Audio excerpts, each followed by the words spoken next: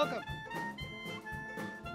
one and all, to Scotch and Smoke Rings. Going to have a great show for you today. If you're watching the playback, the way this show works is I have a bit of a Q&A at the beginning, and then the game starts about an hour later. So if you're just here for the Resident Evil playthrough, skip ahead about an hour, and that's where it begins.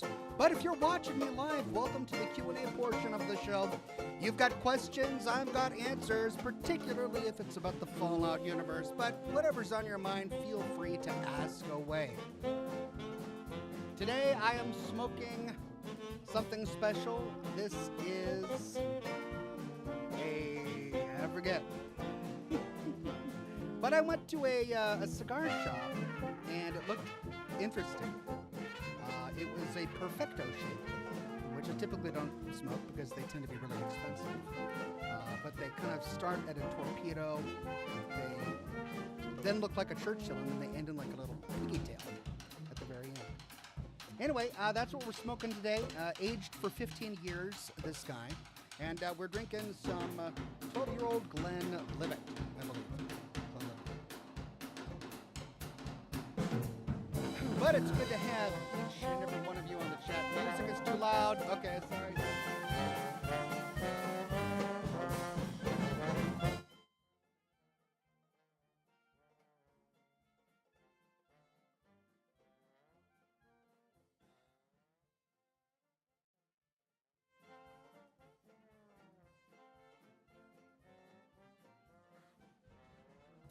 Well, I don't know how my settings got all messed up, but yeah, thank you everybody for telling me that the music was a bit too loud. I've fixed it, and we should be good to go. Good to see everybody on Facebook today. Alicia, Wolf, Robin, Woodall. Good to see all of the regulars and the members on Patreon and YouTube today. Mr. Herr, the Vivid Kiwi, Brother Mike, Brandon Beltfed, Andre 300, Anthony, the Magic Q, Deuteronomus. It's so good to see each and every one of you today.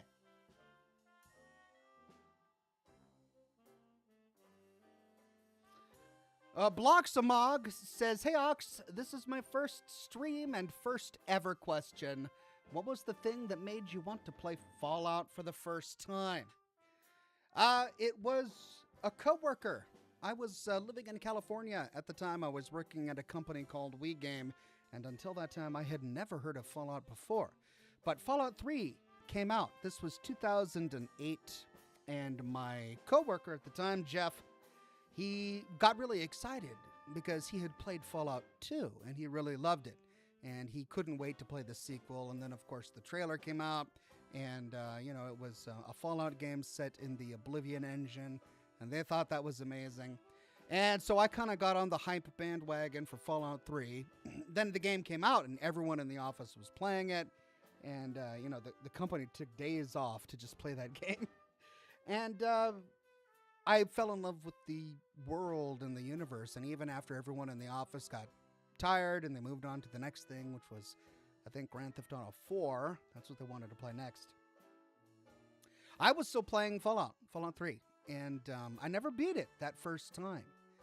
But it was the way the world felt that instantly captured me. And I had yet to play a game that captured me in much the same way that Fallout 3 did. And then, of course, Fallout 4 came out, and I instantly got hooked on that as well. So that's how I got into Fallout. Cheng Yang says, "Yo, Walks, did you go to Emerald City Comic Con?" I did not. I don't have time to do cons these days. Would love to someday. Perhaps in the future I might attend a con again. I used to go to cons all the time back before I had kids. I went to Emerald City Comic Con in like 2010, I think it was. And I even gave a presentation about World of Warcraft Machinima at the time. And I used to go to Dragon Con. I went to... I don't think I ever went to Comic-Con. Did I ever go to Comic-Con? I don't think I ever did. I went to E3 a couple of times before it got canceled. Is E3 coming back, or is it gone for good? But I used to do the conventions all the time. But yeah, now that I have children, it's much more difficult to get away and so I don't do the cons anymore. Alan Hama says, "Hey Ox, it's a pretty good game. Enjoy it. P.S. No spoiler about it, but when you get, I mean, dude, I haven't even started it yet, man. When you get to the end, I mean, I don't. All right." I don't know how, like, I know you didn't mean to give me a spoiler, but that in and of itself is kind of like a spoiler, dude.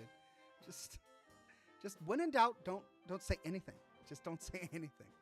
Black Label Mark says, "I finished this game a few days ago. It's incredible, Ox. Excited to watch you play it, Mark in Gig Harbor." Thank you very much, Mark. I have loved all of the other Resident Evil games. The Resident Evil games are just, they're a weird vibe, aren't they? There's just something comfortable and bizarre about the Resident Evil games. Instantly, you know it's a Resident Evil game as soon as you load into it. The characters all have the same weird dialogue and worldview and just deadpan humor. And the universe is just so quirky that it's an entire thing, and I enjoy it. Greg Hinojo says, "Your Season 2 review video was great, Ox. I left a comment on the video, but is it possible the showrunners made post-Caesar Legion inept for a reason?"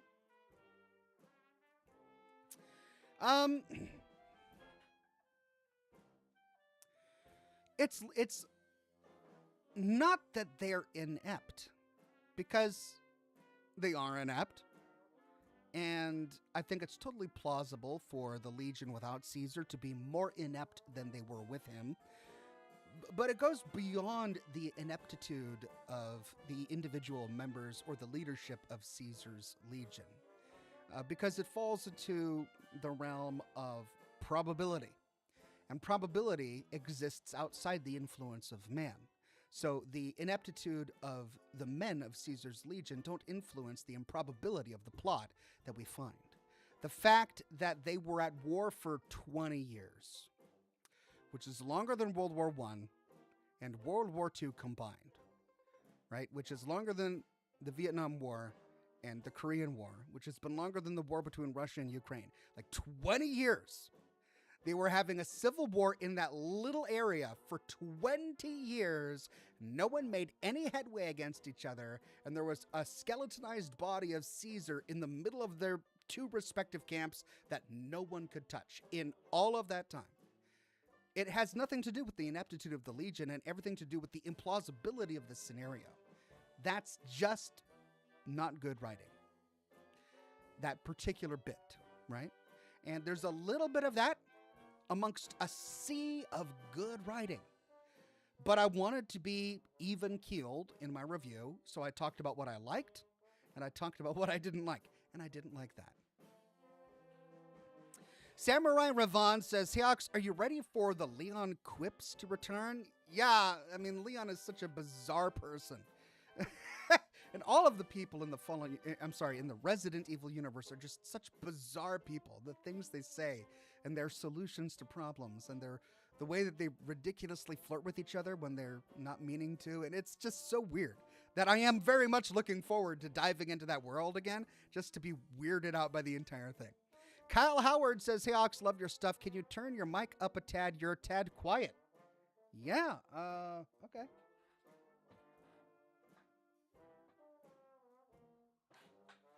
So I've got my my mic maxed in the broadcaster. Let me try something else. Okay, I cranked it up a little bit. Let me know if that helped.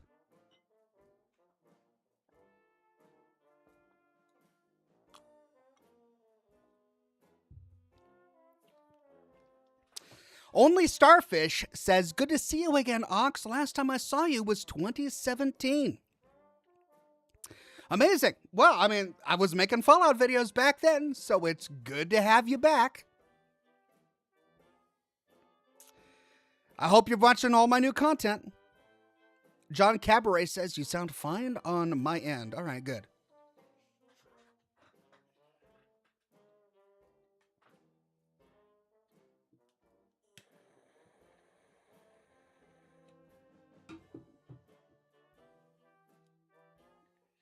Hey Ox, says Luke on Facebook. Good to see you, Luke. Cortez Sams says, what are you drinking? I'm drinking some 12-year-old Glenlivet. Cheers. And some rum and coke. Cheers.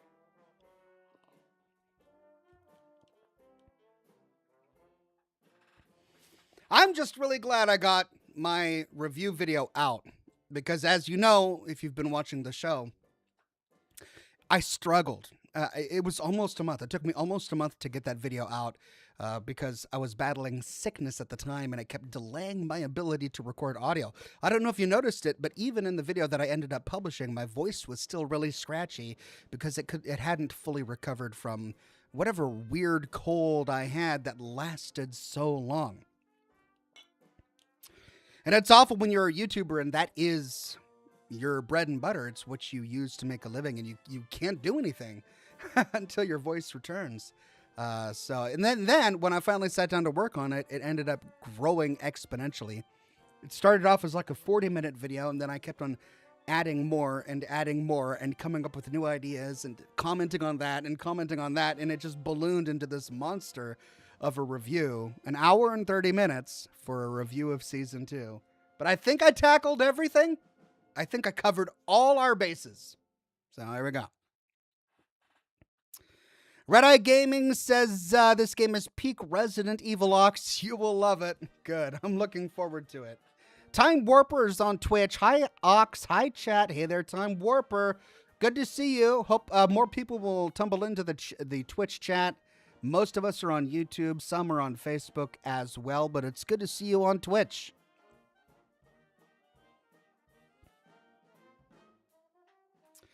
Cortez Sam says, what's your favorite Fallout gun? Really enjoy the Gauss rifle. Really enjoy the lever action rifle. I enjoy the alien weapons in Fallout 3, but not really in subsequent Fallouts like Fallout 76. Those are really my go-to weapons. Alan Hama says, does it matter anymore what is the canon ending of Vegas? In my opinion, it doesn't, because in the context of the universe, whatever we choose seems inconsequential because there is no reference to any choice. And there I would disagree. And I know that there are many people who have echoed a similar sentiment. And even the developers of the show came out, I believe, and said that they never wanted to give us a canonical ending to Fallout New Vegas. But sometimes you're not in control of what you say. Sometimes you say something without meaning to. And I'm going to be working on a video that tackles this topic, but my argument is that maybe without meaning to, the showrunners gave us some canonical endings to the Courier's choices, simply as a matter of producing the story that they produced. By having the kings appear in any form, they gave us an ending to the kings. By having the Khans appear in any form, they gave us an ending to the Khans. By having the Brotherhood of Steel, the Mojave chapter, completely absent from the show, they gave us an ending to the Brotherhood of Steel. There are so many little things that they chose to do to make references to Fallout New Vegas that inadvertently gave us some canonical endings. They're choices that they couldn't have done, story arcs that they couldn't have explored without solidifying an ending for us. And I'm going to be exploring those in a video. Greg says, I noticed your sickness a bit, but I think that's only because I've tuned into so many of your live streams. I think you're good. Lol. Well, thanks, Greg. I think my voice has recovered pretty well. It's not perfectly back to where it was, but I'm feeling so much better. Cheng Yang says, Ox, after playing The Last of Us and learning about the zombie fungus, took control of the tarantula, killed the tarantula, and grew the fungus. So bizarre. Yeah, I knew about the zombie fungus before The Last of Us, but they really went with that entire idea of a fungus that acts as a parasite, takes over its host organism, and can even manipulate its mind. There's I think it's a fungus that can take over a slug, and it burrows. Maybe it's a parasite. Is it a parasite? Yeah, I think it's a parasite. It's not. It's not a fungus. I think it's a parasite, but it burrows into the brain of the slug, and it controls the mind of the slug and causes the slug to climb, to elevate itself, to make itself as visible as possible, and then it forces the slug to inflate its eye stalks with a brightly colored fluid, which makes the slug stand out, so that birds swoop in and eat the slug, which completes the parasite's life cycle. And it's interesting to think that a fungus, this other form of life that isn't animal, that isn't plant, is able to do a similar thing with insects as well. Brother Mike says, if House can connect to his database again and can connect with his robots, doesn't that mean he has access to Fisto and his memory banks? Who used Fisto? The thing is, Fisto was never one of Mr. House's robots. Mr. House only ever controlled his Securitron army. The Securitron was a specific kind of robot that was introduced in Fallout New Vegas. Now, it's true that Robco was responsible for creating many robots that were used in the Fallout universe, and I wouldn't put it past House to have some sort of spyware installed on all of those robots, but he didn't have direct access or control over all of the robots in the world, right? Even though he made the Assaultron, he doesn't have control over Cleo, for example, in Boston. So he didn't have control over Fisto. Fisto was a Protectron made by Robco, but he wasn't part of House's Securitron army. Deuteronomus says, pray for me, Ox. A busted gutter and rain is flooding the back of my apartment. It'll rain till Sunday. I'll be lucky AF if I can get it fixed by Monday. Oh, no, that's awful. I will, Deuteronomus. I'm so sorry you're suffering with that. That sounds like it really sucks.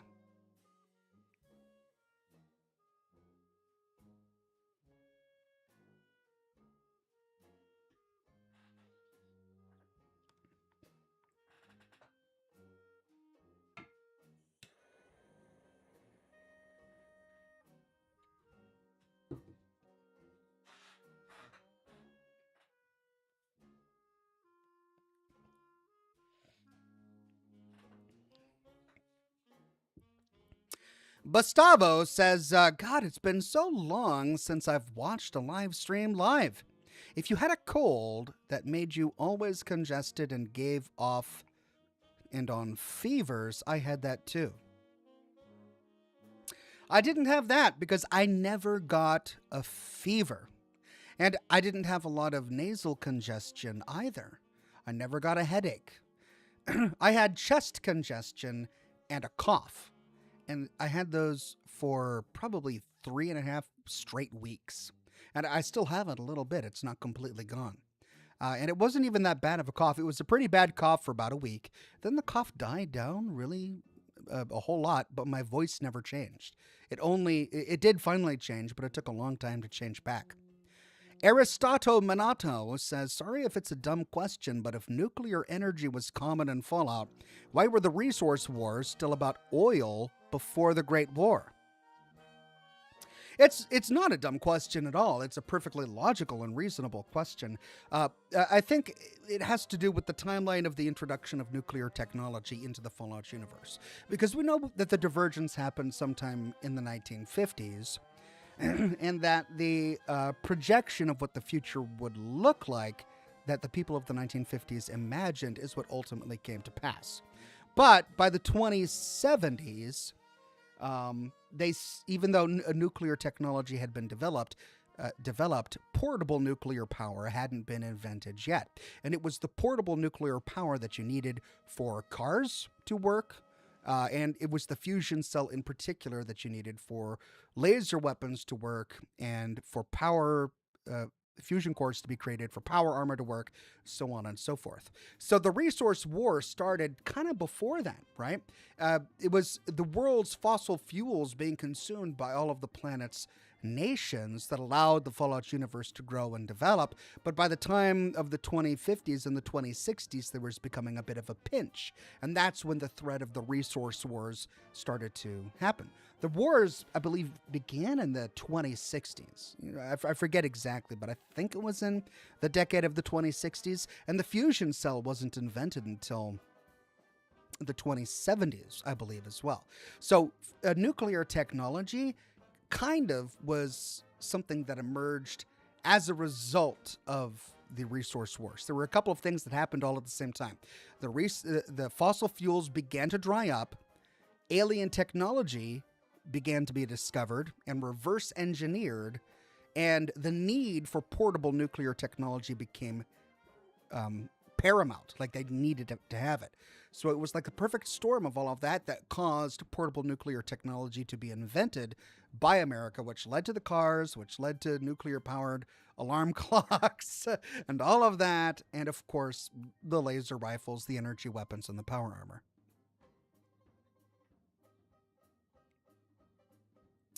Brother Mike says the show's extra show, his database connecting to all of his robots and devices, hence how he sees the devil in the show with Cooper Whale not being there. Okay, so the show's extras show his database connecting to all of his robots and devices. Okay, so you're saying that there are some bonus extras to the show. I should probably tackle those before I make any more videos. I need to see them. I haven't seen any of the bonus content. I focused strictly on the episodes. But yeah, I need to take a look at all of that before I make more content. Thank you, Brother Mike. Midnight Snack says, read a theory that the Kings ghoulified because of Vault 34's contamination and by not helping the sharecroppers. Didn't they have their own pump? That's an interesting theory. Why just the Kings, though, right? Because the Kings were just one minor gang in Freeside. That's the thing that always really confused me. It was just the Kings. We didn't even see a lot of ghouls walking around Freeside. There were some, but most everyone walking around Freeside were humans. We didn't see any other feral ghouls. And the feral ghouls that were outside the gate to Freeside were just the Kings. And yet the Kings' School of Impersonation is deep inside Freeside. So why was it that it was just those Kings? I don't know. The show just didn't give us any answers. Is there enough evidence in the show that it's related to Vault 34? Or the NCR sharecroppers? Probably not, right? Because if anything, it would have affected everyone in Freeside, and not just specifically the Kings.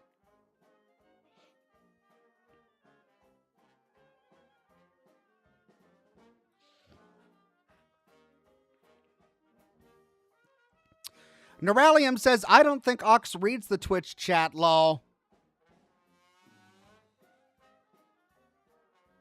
Sometimes. Your lucky day.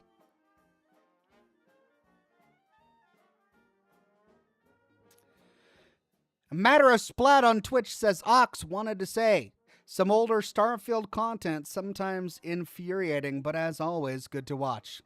Thank you, Matter of Splat. I really enjoyed making my Starfield videos. I wish they had performed better. I wish there were more people interested in Starfield lore so that I could make more of them, but sadly there aren't.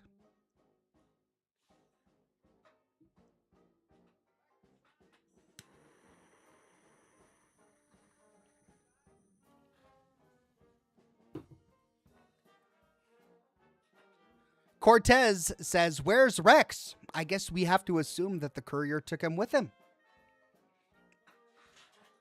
Or died somewhere, right? We haven't seen any ghoul dogs, have we? There haven't been a lot of dogs that have been exposed to radiation that have turned into ghouls. Lots of mongrels that are scarred and maybe even mutated, but no ghoul dogs. So, I don't think dogs can become ghouls.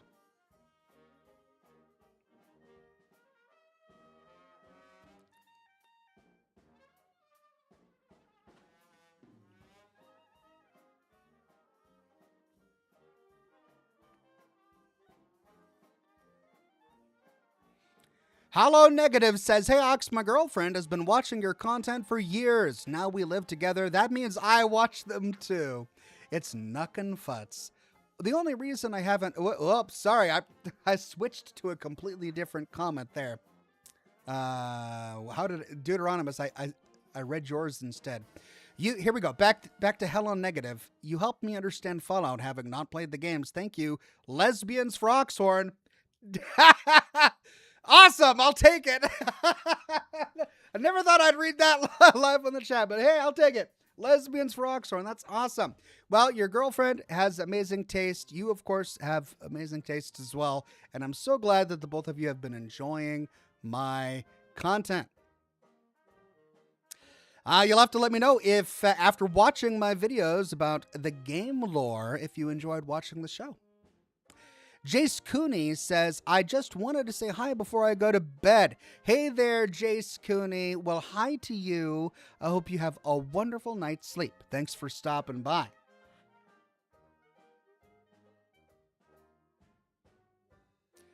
Matter of Splad says, also, longtime follower, love your Fallout 4 content.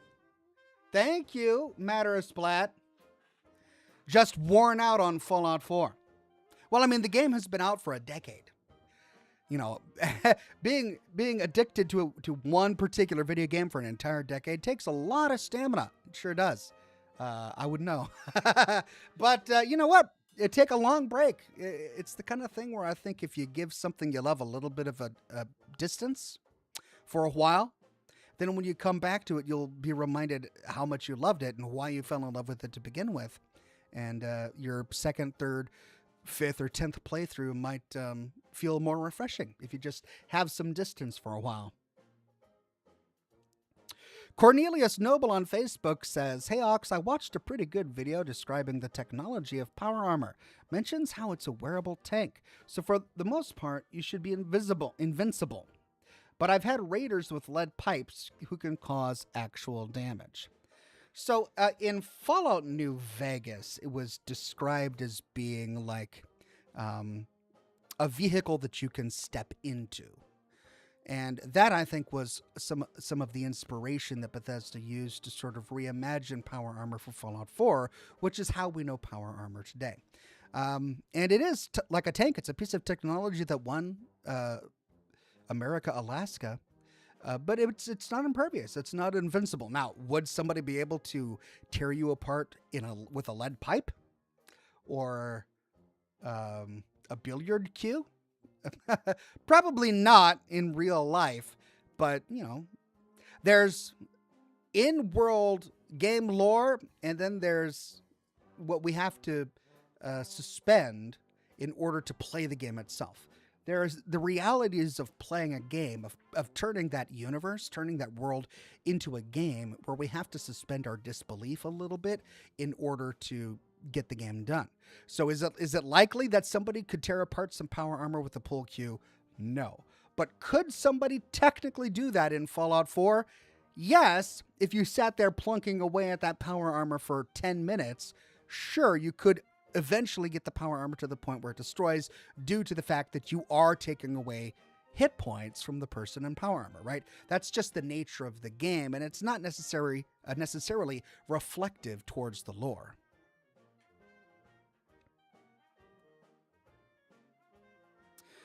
Cheng Yang says, in the Fallout world, do you think it feels like walking to the tomb indulging a nuked area?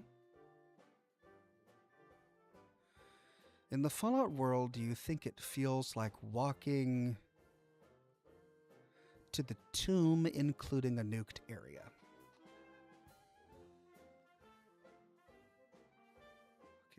I can't understand your comment. Does it feel like I'm walking into a tomb? No. I mean, no. I mean, there are bodies everywhere, but it doesn't feel like a tomb because it's outside for the most part.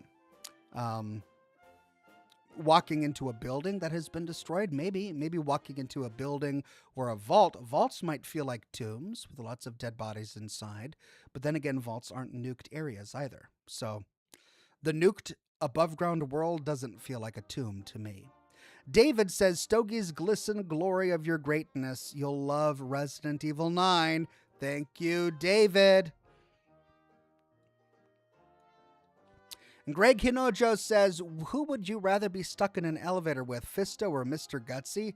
Oh no. Oh. Well, they're both robots. Would they take orders from me? That's the thing. Could I tell Fisto to stand down? If I could, then I guess I'd say Fisto, because at least I could tell him no. Mr. Gutsy probably wouldn't take no for an answer, and he would just tell me to do push-ups, and if I didn't murder me, So, I'm guessing Fisto. Wade Speakerman says, no comment on how many months. Right. I can't read that, can I? Because the Gen Zers in the chat, or actually not even the Gen Zers, the Gen A'ers in the chat will freak out. So I'm not reading the number of months that you have been a member. Thank you very much, Wade Speakerman. Do you think the ghoul will find his family, or at least his kid? Yeah, I think that we will eventually get a resolution to that story. Will they be alive? I don't know. Will they be greatly disappointing? I don't know. But I do think that they won't be able to finish the Fallout show without giving us a resolution to that particular plot point. Bretta Mike says the extras show hints to Yes Man, Vault-Tec, and even the Enclave, but mostly the house database and how he knew everything and was always watching. That is really interesting. I guess I would have to find out whether or not the showrunners consider the bonus content and the extras as canonical to the world or extra canonical, right? Like concept art. The concept art for Fallout 4, for example, is extremely interesting, but it shows things that didn't appear in the game, like Institute Power Armor, for example. So Institute Power Armor is not canonical. They never came out with it, but they did have concept art for it, which the developers released as part of a book. But we wouldn't consider it to be canonical. So how do we handle the bonus content to the show? Is it canonical? Can we believe it as part of the universe? Or is it just extra stuff that they had fun putting together for our enjoyment? I hope that they'll tell us at some point. I'd really like to know the answer to that. Retro Wave became a Gold Ox. Thank you so much, Retro Wave.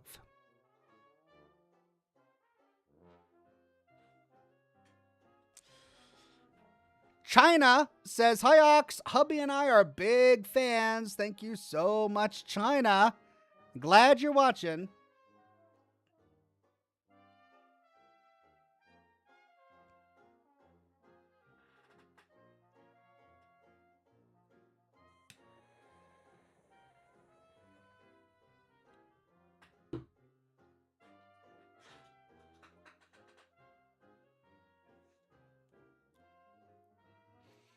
JJ is here, brother, says, have you played Resident Evil 8? And if so, was it good? I played like 3 hours of it, and it's kind of boring.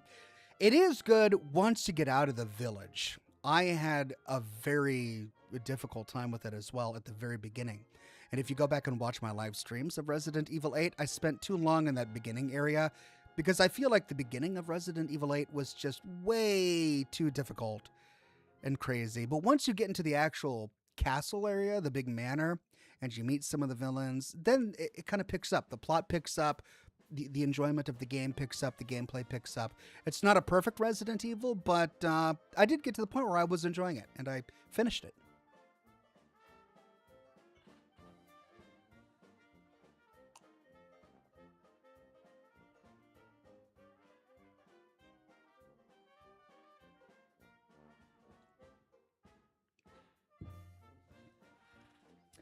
Matter of Splat says, I feel like I've asked this before, but what is your go-to cigar? I have been asked that before. I don't know if it was by you. My go-to mid-shelf cigar is Brickhouse. They almost always have something that's really well made. My go-to lower shelf cigar is probably La Aurora. And lately, Voodoo cigars have also been really good. They're all handmade. They're affordable, decently priced, and yeah, pretty decent cigars.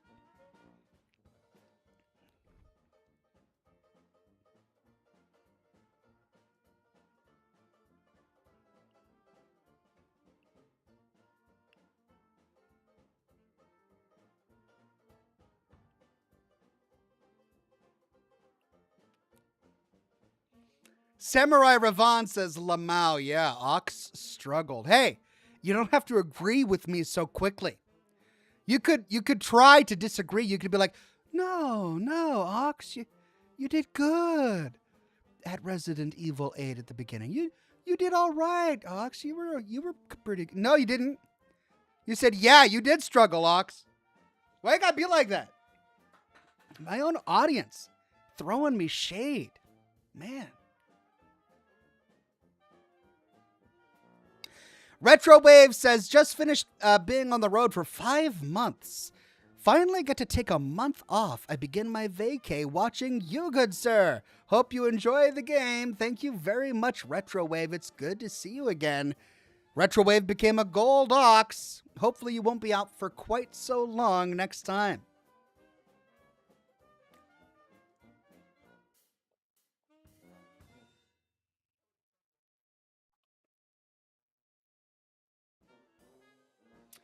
Saba Maz says, what you drinking? I'm drinking some Glenlivet and some Kraken rum and coke. Saba Maz says, why you struggle in Resident Evil? I didn't struggle in Resident Evil. I just said that the beginning part of Resident Evil 8 was a struggle. And it was for lots of people. There were many people at the time who said that the beginning to Resident Evil 8 was way harder than it should have been. Maybe they changed it with patches or something, but I was there on launch day, and it was really hard, and the rest of the game was fine.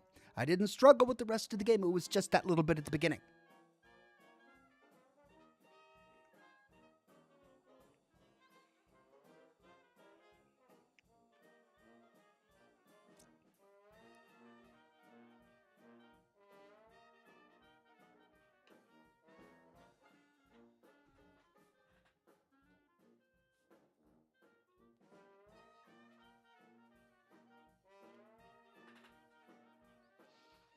Cornelius Noble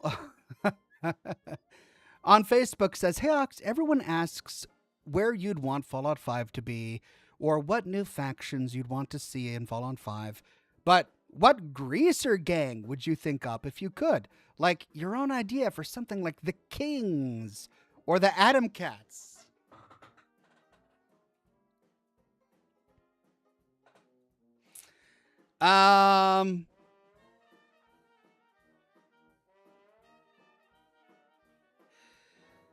The High School Bad Boys.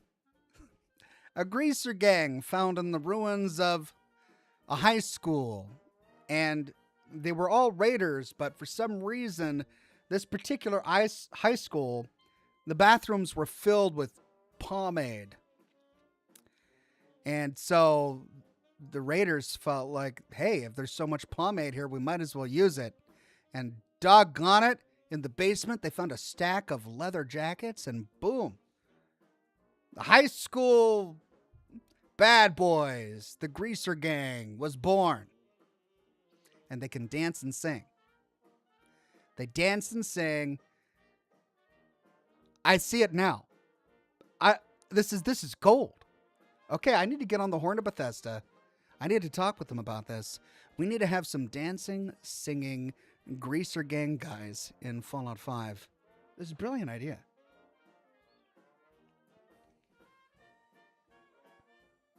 Steel 101 says, I'm not doing well in school. My grades are underwater. They're below sea level. Thank you, Steel 101. Lovely dad joke. I feel like the dad jokes have been going by the wayside ever since the Fallout show came out. All of the questions have been about the Fallout show. And I'm not complaining. I love the Fallout show. I love talking about the Fallout show. But the dad jokes, we've been getting fewer and fewer of them. So it's always good to get another dad joke. Even if it's one we've heard before, that's okay. I'll take it. Thank you, Steel 101.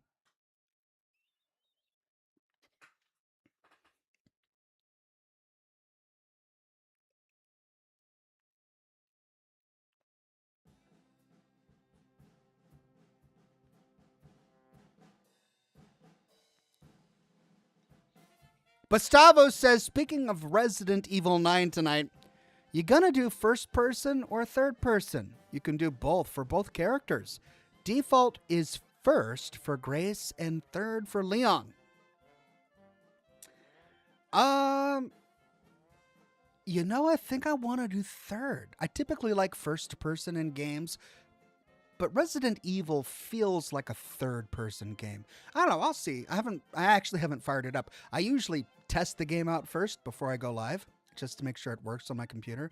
I haven't done that yet. I kind of got busy, so I just bought it and installed it, and then I went and put the kids to bed, read them bedtime story, all that. So I'm hoping it works. Hoping it works. But yeah, I haven't tested any of that out yet. But I'm thinking third person at the moment.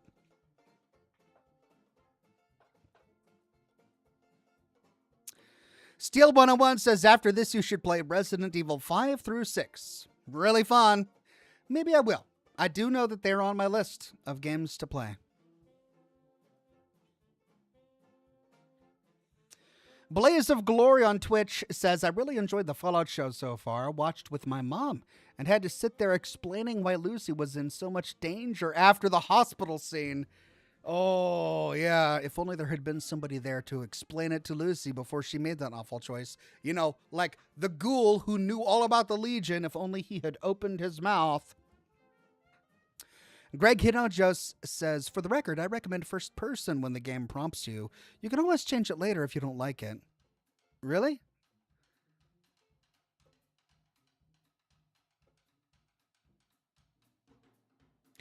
I don't know. I think I still want to try third person because I just feel like Resident Evil should be played third person. If it feels wrong, I'll change it. All right? If it feels wrong, I'll change it.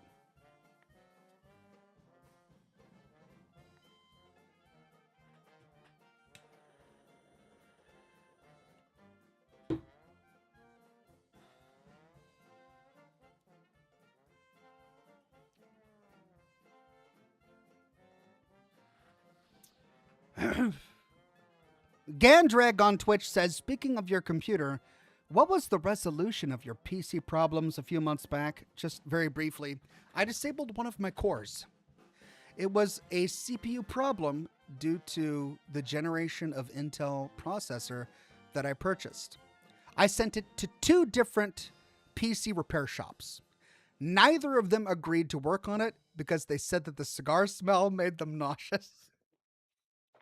They treated it like it was a hazardous thing. They wouldn't even work on it. I even warned the second company beforehand. I said, look, I already sent this to one company and they turned it on, they smelled cigar and immediately turned it off and refused to touch it. I'm telling you now, so that you don't have any surprises, this comes from a smoking household. And they're like, oh yeah, don't worry about it. We deal with PCs from smoking households all the time. Within an hour, I get an email from them. They're like, even this is too much for us. Sorry, we can't touch your computer. Oh, what? I had to mail it all the way to another state. It was gone for like a week and a half. I finally get it back, and I just disabled one of the cores. I went into the BIOS, and I disabled core 0. I'm like, all right, you know what? I'm just going to go process of elimination, core by core by core. And if it's not one core, then I'll do 2 cores by 2 cores by 2 cores until I finally figure it out. And it was core 0. 1 core, the first one at the top of the stack, turned it off. Perfect. It's been working fine ever since. I don't know. It's just that stinking CPU causing me all this grief. All that money I spent at repair shops for them to send it back. I still had to pay for all the shipping and they wouldn't touch it. Oh. So annoying.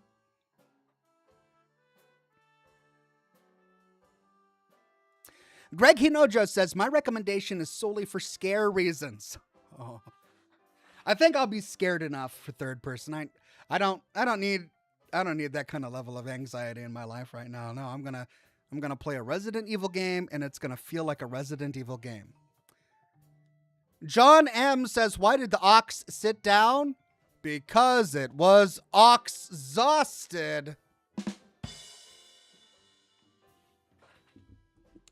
Lovely. Thank you so much.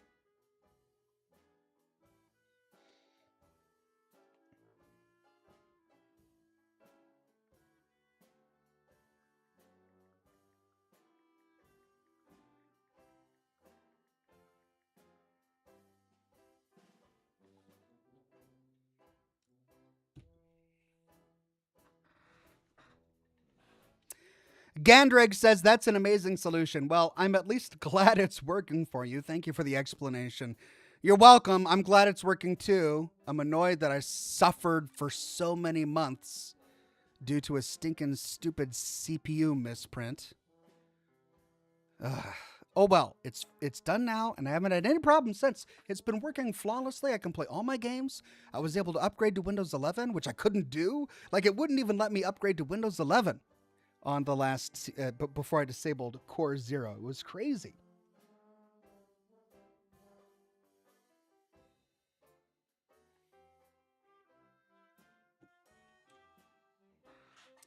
Madison's Quest says the game actually recommends whether or not they think you should play as first person or third. I followed what they recommended and I love it so far. Really? What, do you have to go through like a quiz? Which games do you typically play? Fallout? BioShock? How do they do that? I don't know. We'll see. Let me get into it and I'll feel my way through.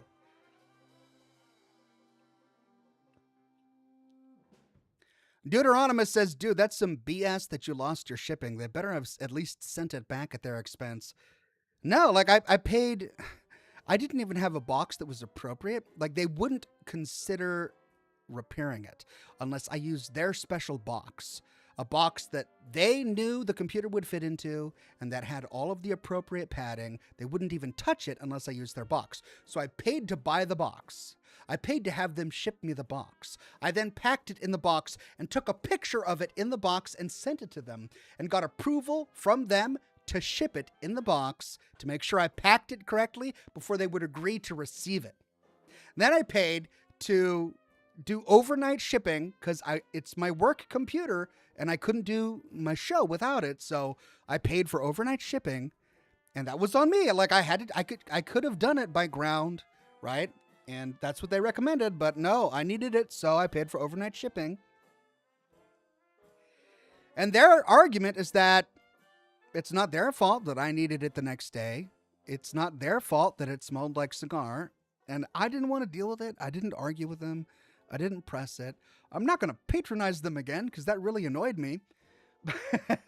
But I'm not going to make a big deal out of it. Whatever. Live and learn, right?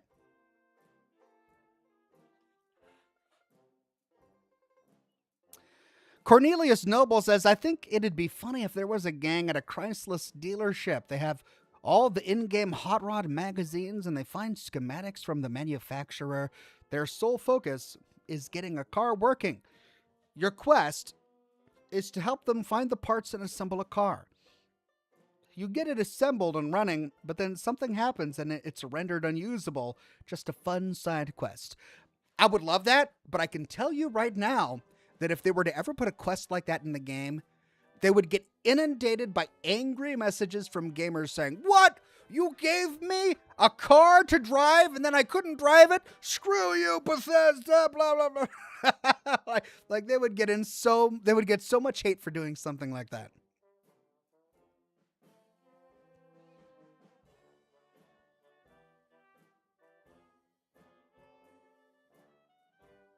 But it is a clever idea. Like, I'd love that. I'd love a quest like that.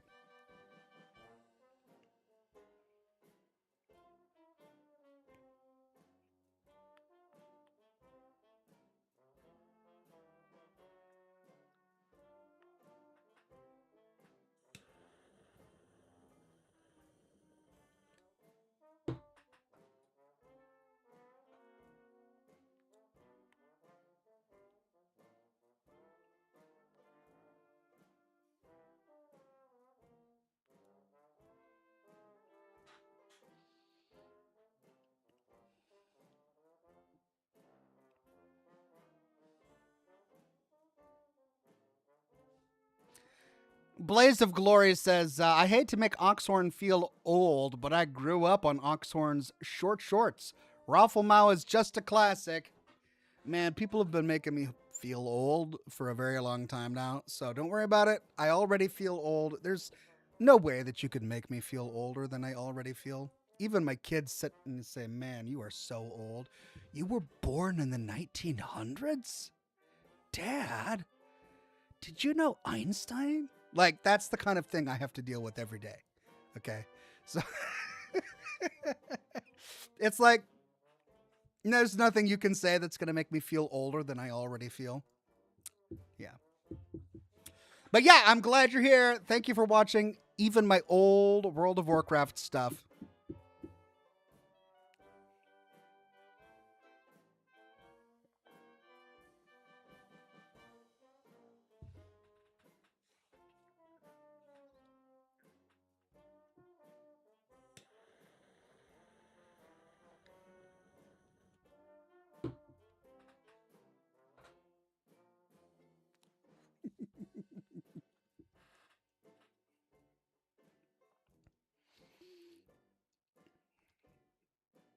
Deuteronomus says, for the future, you can dispute the charges on your credit card within 90 days, at least what the shop charged you for the box, not for the UPS shipping. Yeah, but, I mean, that's a lot to go through. It's a lot to deal with. And, I mean, I did buy the box. I agreed to buy it. They gave it to me. I bought the box. They just didn't do the work because it smelled like cigar. What the heck? It smelled like cigar and they all got scared.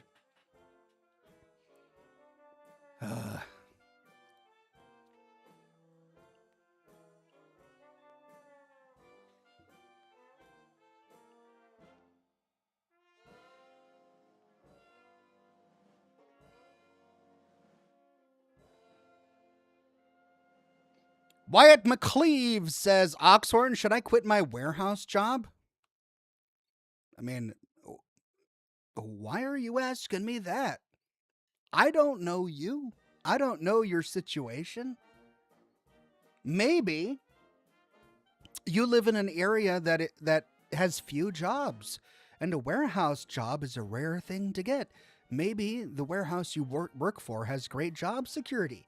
Maybe they give bonuses at the end of the fiscal year, and they give you health insurance and all of that jazz. There's a lot to that question that I'm not privy to. I can't, under good conscience, with a good conscience, answer that question for you.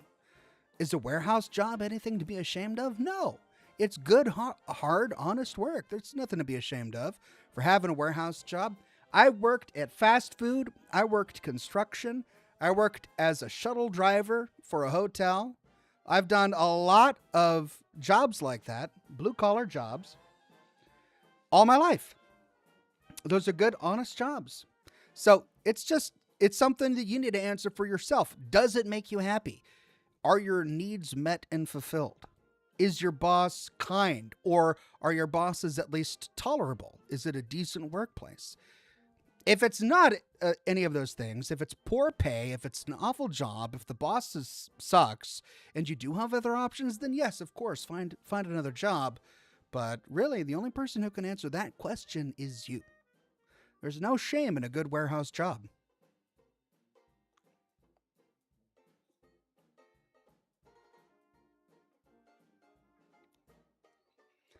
Solu says, Oxhorn, should I drink this water next to me? What is with these questions, guys? What? Oxhorn, should I clip my toenails? Dude, I don't know. These are very things. This is your life. They're your toes. It's your water. It's your job. Don't ask me. I don't know you. These are things you should answer for yourself. But in general, water is very good for the body. You are comprised mostly of water. It's essential for your health. So maybe. But unless there's something about the water I don't know, like maybe if it's spiked or something, don't drink the water, you know. If you've got a bad hangnail, maybe go to a professional and have them cut it out. Don't ask me. These are not YouTuber questions.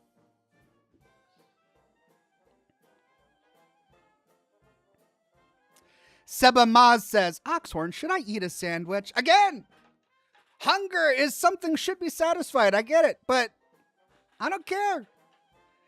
Eat a sandwich, eat a burrito. These are not things I need to know. Brandon Beltfed says, when I met my wife, I asked her, are you from Tennessee? Because you're the only 10 I see.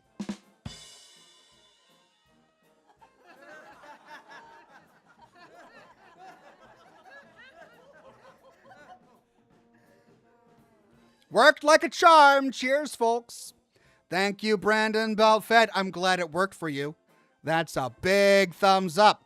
Greg says, should I wash the dish that I put in the sink?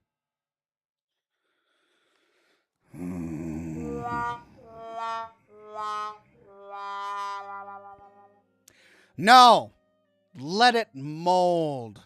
And then the mold will spawn spores in your house and take over your central nervous system and cause you to elevate your mind a little bit and maybe sit you down to read some Hemingway and introduce you to the finer things in life like Scotch and perhaps cause you to pick up the violin. Who knows? Who knows? Mold might just save your life. All because you didn't wash that dish.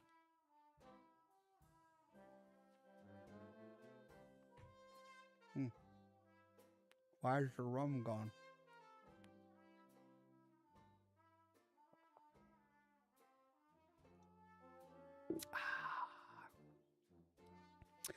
The Magic Q. A member for 81 months became a bronze ox. Or no, a gold ox. A gold ox. Thank you so much, the Magic Q. Wyatt McCleve says, it doesn't make me happy, ox. Okay. Well, that's a problem. I assume you're only still there because you need the money. In that situation, what I would do is I would spend all of my free time looking for a different job. And I don't know what your particular location is like. I don't know if jobs are in abundance where you're at. I don't know what your education level is. I don't know what your details are. But if there was a certification that I needed to get to improve my life, I would start working on that certification. If there was another employer nearby that has a job that has a better culture, I would start applying for that job. I do know that when I was out of work after losing my job at Wii Game, I came back to Seattle. This was in 2008. It was after the big housing bubble burst, the financial crisis of 2008. No one was hiring. No one. And I lost my job. I was laid off. And I had to find something. And I went on Craigslist. I went on LinkedIn. Indeed.com didn't exist at the time. I went on Monster. I drove around looking for help wanted signs every single day. I probably submitted, 20 to 25 applications every single day for months until I finally landed a job. It took a very long time. And I hear that it's even more difficult now. So I don't envy anybody who has to look for a new job. But if you're unhappy where you're at, that's really the only solution. You got to just knuckle under and do the work and find something that's going to make your life a little better.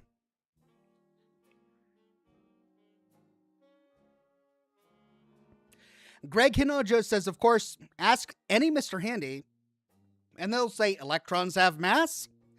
I didn't know they were Catholic.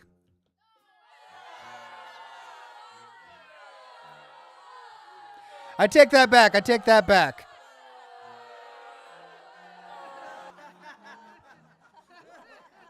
That was worth a bit of a golf clap. Electrons have mass. I didn't know they were Catholic. That's great. No, I like that. That's great. Thank you, Greg. Greg Hinojo says, I had a good Fallout pun, but I forgot it right away. Keep them coming. I'm loving them. These are great. Why do rad roaches make bad pets? They always bug you. Because they're bugs. Oh. That's great. Love it, Greg. Thank you.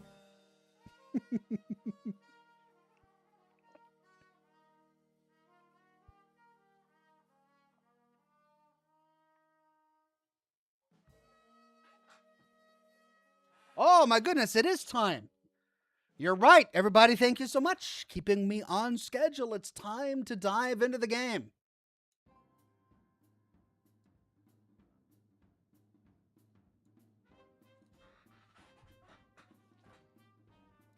Let's hope it works. I didn't test it on my computer first.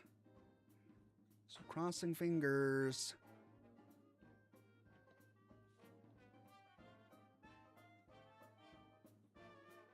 That's a good sign.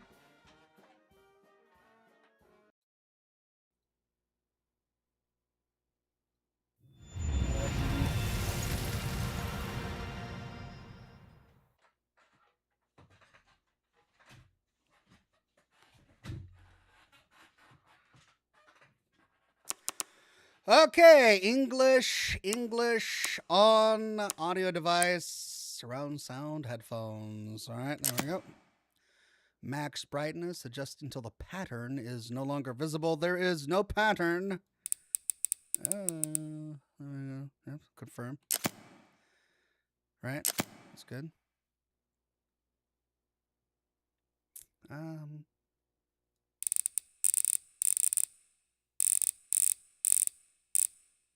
Yeah. Oh, okay.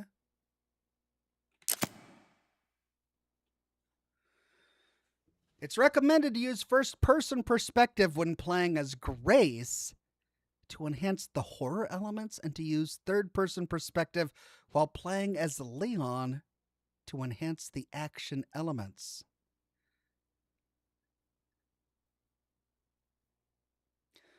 Interesting. Well, I'm going to keep the default settings, I guess. Don't change perspective. Okay. What? What is this? Really? I got to do this live on camera? Wow, it maxes out at 100. Well, doggone it. What about the 101-year-old people who want to play Resident Evil? They can't? Oh, those poor guys. When I'm 110, I'm going to be playing Resident Evil. What am I? I think I'm that. Yeah, that's right. Yes! Why are you asking my age? The age you entered will not affect the content of the game, but once your age has been confirmed, it cannot be changed. Why? What is this? What is the point of this? You're age gating me for a game? Yes, it's my correct age, I guess. Okay, agree. Daggone it. Why is it making me go through all this nonsense? Oh, for Pete's sake. Yes, sure.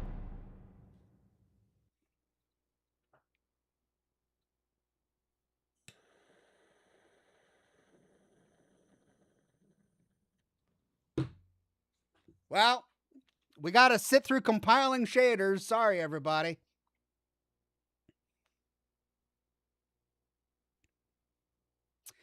Zarteth on Twitch says, age verification is all the rage these days. I don't understand it. Why? Like, I could be 15 years old and I could simply say that I'm 44. They're not verifying my age. They're asking my age. There's no verification at all. They're just asking a question and I'm giving an answer. They're not verifying that it's accurate. Select preferred priority setting for image quality. Let's prioritize quality because I think my computer is good enough. So we'll do quality. Yes, I already told you that. Fine. God, and we're finally on the main menu. All of that to get to the main freaking menu. Steel 101 says, you're 44? I thought you were 38. Oh, you goodness.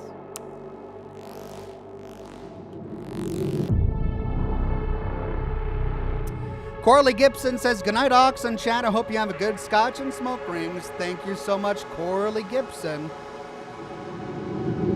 Greg Hinojo says, Lamau. Yeah, I don't know why it asked my age either. Scary. That's really weird.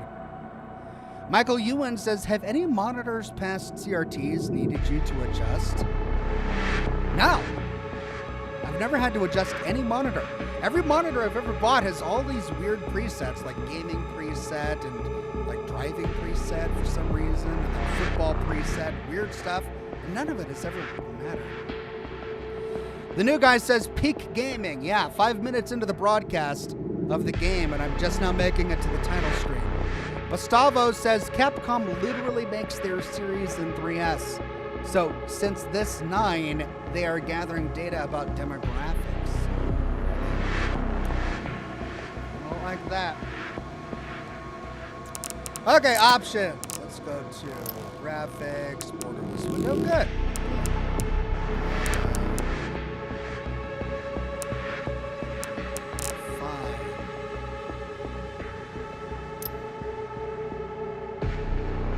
All right, all those settings look good. Let's go to main story, new game, casual, relax, while enjoying the story and puzzles. I don't have, I can't, I got to. I cannot be a YouTube streamer and play on casual. Let's do standard modern, a balanced experience of suspense and accomplishment at the standard difficulty found among modern Resident Evil games. Or classic, a traditional experience with difficulty similar to classic Resident Evil games, recommended for long-term fans of the series. Autosaves during Grace's gameplay are limited, and ink ribbons are required to save. Well, I don't know what any of that means, because I've never played the game, so I guess I'll do standard modern? A little loud, says chat. Also the lights. Right, okay.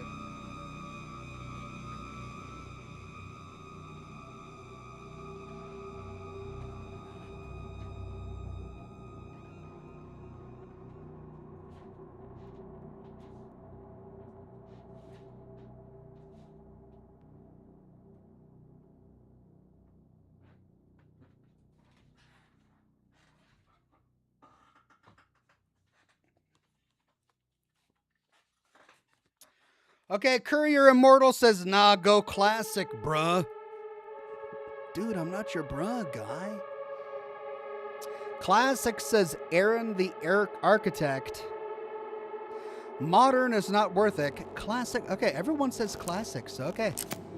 We're going classic. Snap into a Vlasic. We're going classic.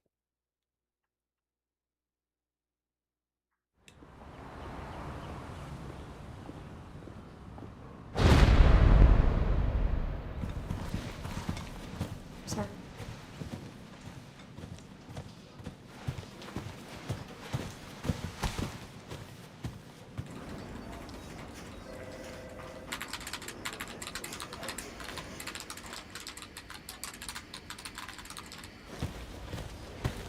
Fourth victim of disease.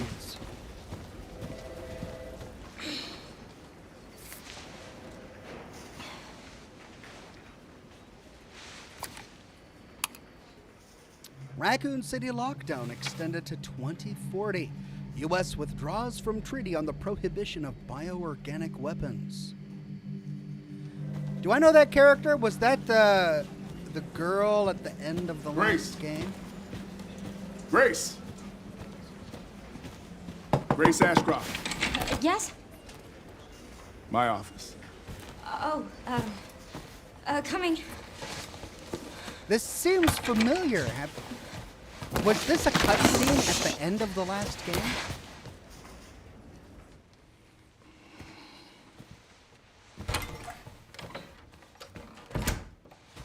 If this is about the report you asked for yesterday, it'll be ready in 3. No, 2 days, tops. Put a hold on that for now. We found another body. One that exhibits the same pathology as the others we've been investigating. Now, I need a good technical analyst on this. Okay.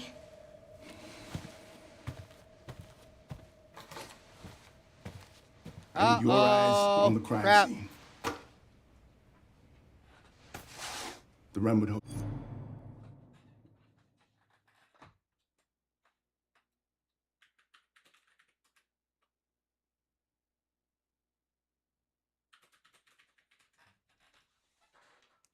Okay, can you hear me? Is it me or is my computer? It's my computer.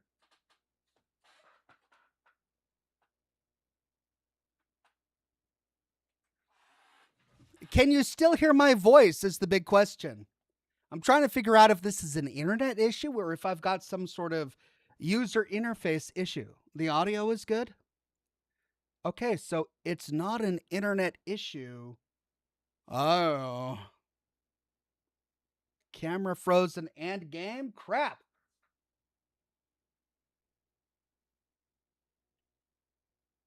Oh, crap. Oh, I don't know how to do this. Hold on a second. I gotta figure it out.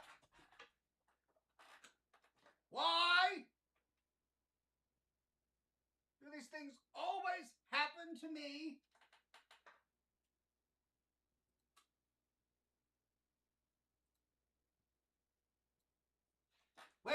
Wait.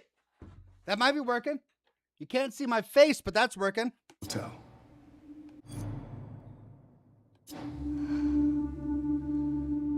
No, now it stopped. Hold on a second.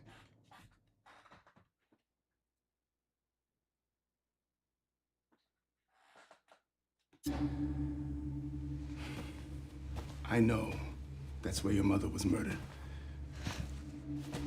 And I know it'll be upsetting for you.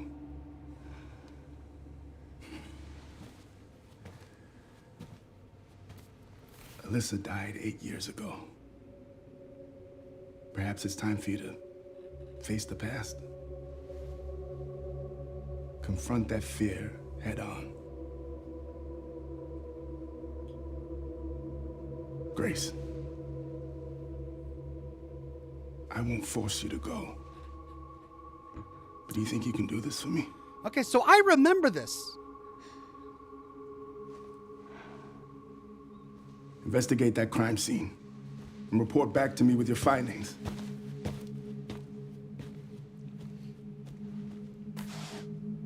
That's all for now. I believe this was a cutscene at the very end of the last game because I remember all of that. Well, hold on a second. I did it again.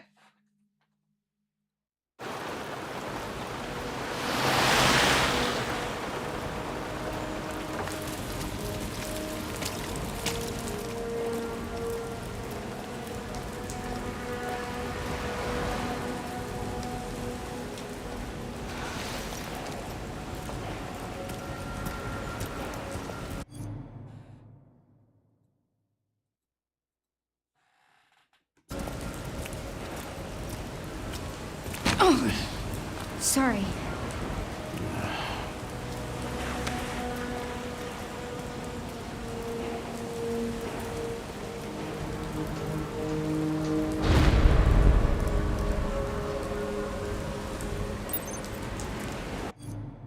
Ryan, I got something going on here.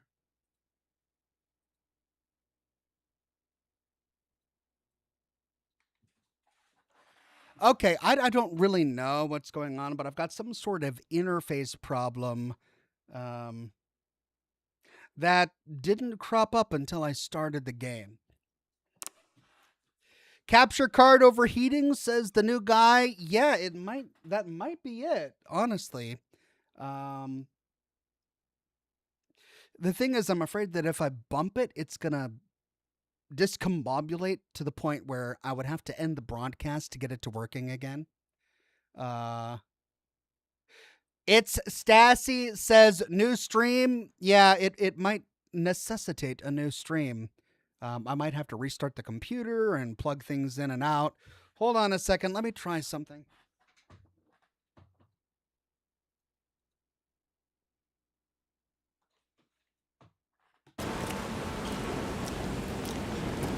Head to the Wrenwood Hotel. Look around. Okay, I mean, like, it's working now, but it's going to stop working here in a minute. And I don't know what it is that's causing it to freak out. I sound like I can. Wrenwood Hotel. Yeah, my face is still frozen. So that's telling me that it's a capture card issue. Of course. Wrenwood Hotel. Is this supposed to be New York? New York City? They probably showed me the city at the very beginning and I wasn't paying attention. What the hell are the managers doing?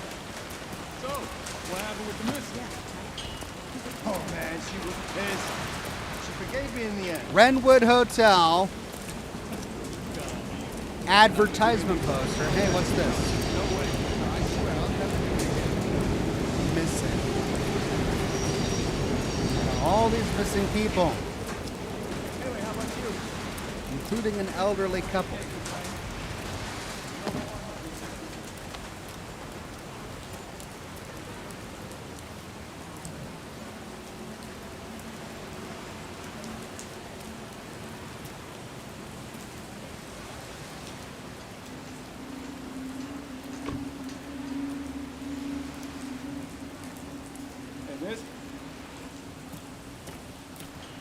Hey, that's a restricted area. You can't go in there.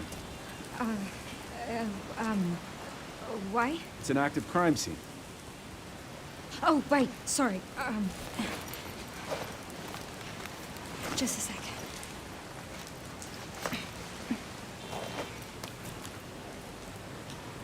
Oh, you're FBI? Yeah. Investigating all these strange deaths, huh? Mm-hmm. It's the 5th one now, right? I heard they all have the same weird bruises, so you think it's something infectious, or terrorism, or... Why else would the FBI be investigating, right? Hey, are you with me? Oh, there might be answers inside. Yeah, sure, right.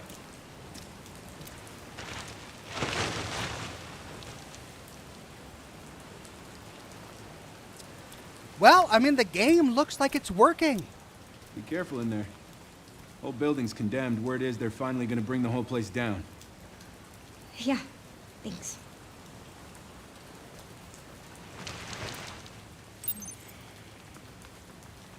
Investigate the crime scene. Okay. So it looks like we're in first-person view because we're playing Grace. And as long as it switches to third-person view when we get Leon, I'm totally cool with that. First person for Grace, third person for Leon. That's fine. I want to see if there's anything I can do to fix that. Because I'm stuck. Let me see if I can fix that. Give me just a second, okay?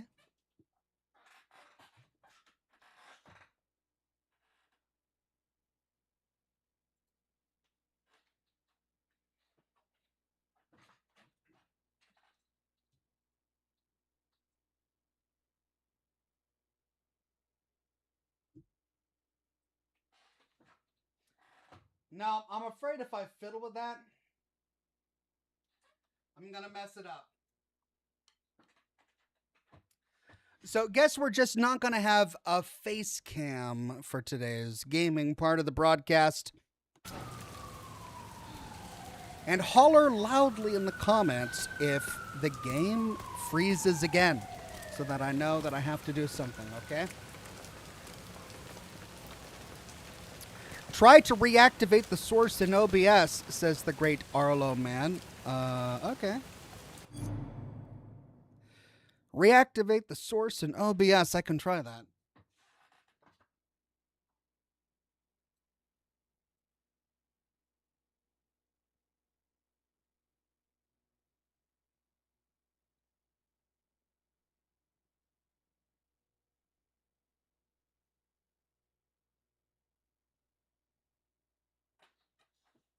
Whoa! Whoa! Did that work? I think it worked. I think that might have worked. Hey! Okay, well, thank you very much. Looks like it worked. I don't know what happened. Gremlin in the machine. But if it freezes again, let me know. Okay.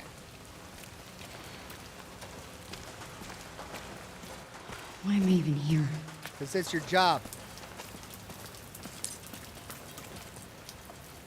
That's the kind of dialogue I've been waiting for. Come on, Resident Evil, give it to me. Give me more dialogue like that. Why am I even here? It's not like they're paying me, but they are, because it's my job. The Wrenwood Hotel. All right, all boarded up.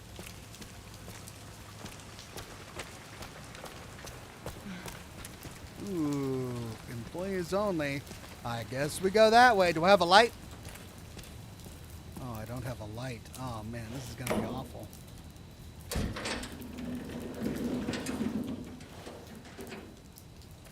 Oh, really? Come on, give me a light.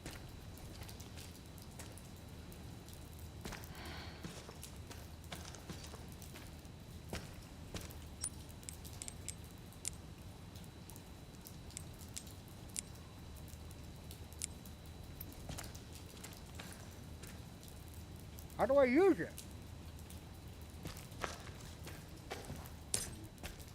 Ah. Oh, right there. There you go. Okay. Why G? Isn't it usually F? Or T for torch? I guess it's G for great flashlight.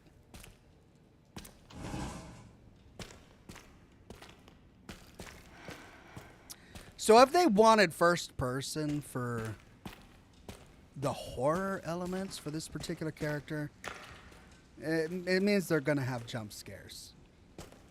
That's what we're going to get, jump scares.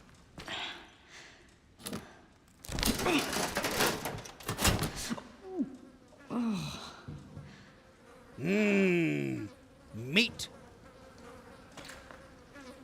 Michael Ewan says, have you tried turning it off and on again? Oh, make sure you remember the new emergency number. 0118-999-881-999-119-7235. That is an IT crowd reference. Thank you very much, Michael Ewan. Hey.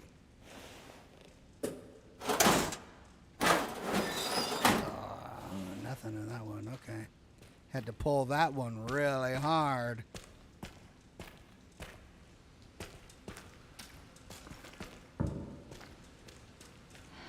Okay, nothing in here.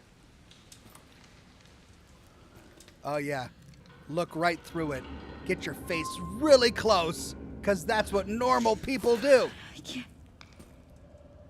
It's too much. Come on, breathe.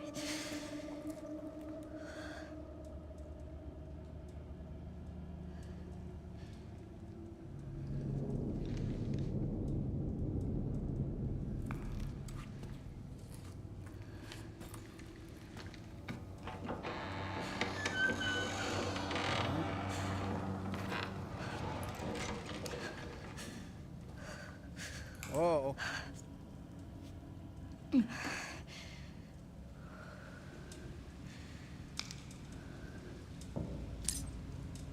Read the investigation report.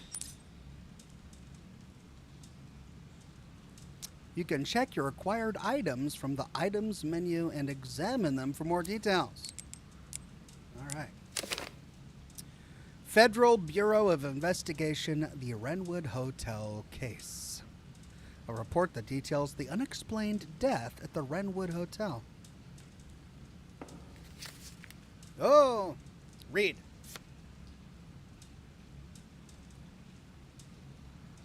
Submitted by FBI Special Agent Kyle Ames on September 28th, 2026. At 11:20 p.m., the body of a man was found at an abandoned hotel in Midwestern city of Wrenwood. The body was discovered in the hotel restroom. Based on the level of decay, it is suspected to have been there for several days. Prior to this incident, multiple cases of similarly mysterious deaths have been reported in locations across the United States.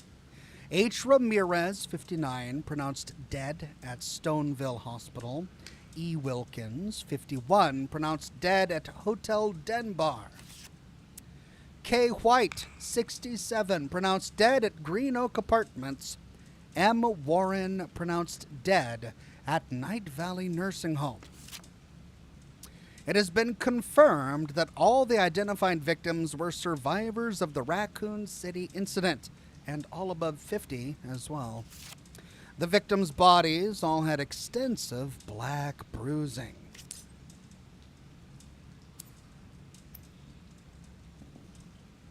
Chad says I missed something. Oh, to the left of the fridge. Oh.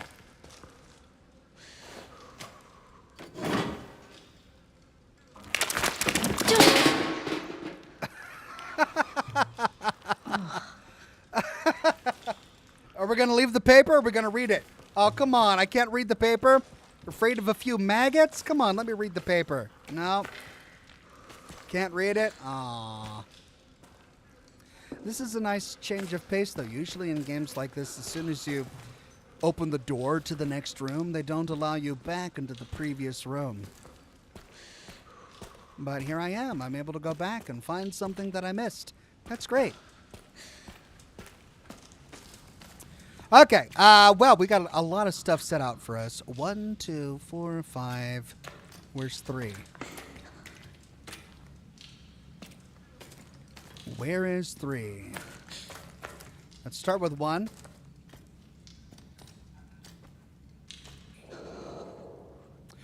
Footprints in the ash and mud obscuring the evidence, I think. I think those were left later. Possibly by first responders, maybe by looky-loos who came to the crime scene later. Yeah, all of the evidence tags are not actually tagging evidence. What do we got here? Scratches on a table? Yep, scratches on a table. Okay, I can open that door, but I think that's where we're supposed to go. So... Actually, they put this door really close to where we enter, so maybe that's what they want me to check first. If I move over there... God! Alright. We'll check the door. Locked! Right. Okay, so I need to get a key. Ooh. Well, that's a creepy photo on the wall. It's a weird portrait to have hanging in a hotel. Usually hotels don't have just portraits of people. They've got weird impressionistic art, usually. Okay, bathroom. Maybe we can find a key in the bathroom. Lockers. Okay, lockers. Nothing in that one. Nothing in that one. Is that blood? I think that's blood on the mirror. Well, okay. Oh, man.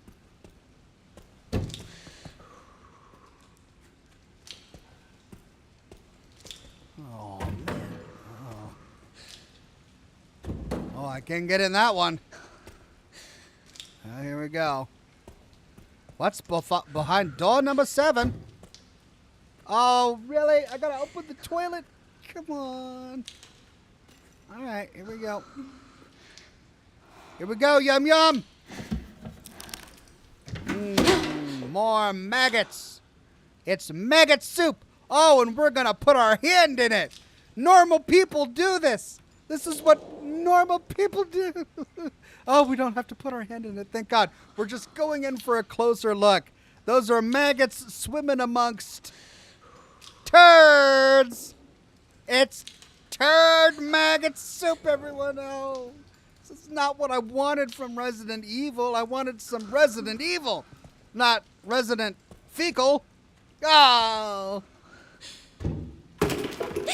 Oh.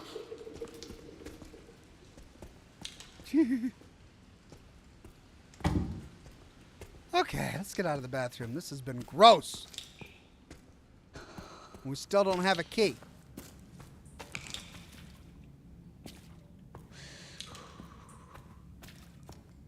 Oh, I love that. It's me. Someone is spying on me. Let's talk. Room 204. Oh. I found a key attached to the back of a photo of me. Dun dun dun! Who's there?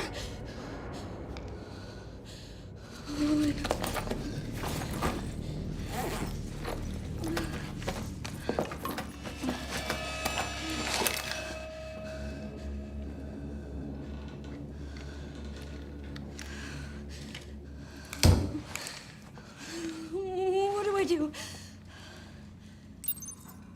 Head to room 204. Okay.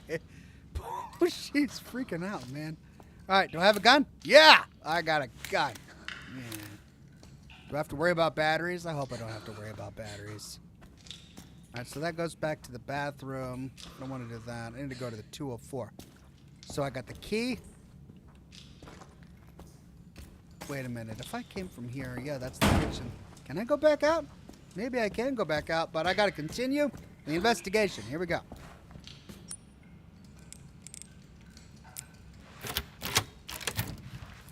The key works, and it's broken. The key is now destroyed. 204, huh?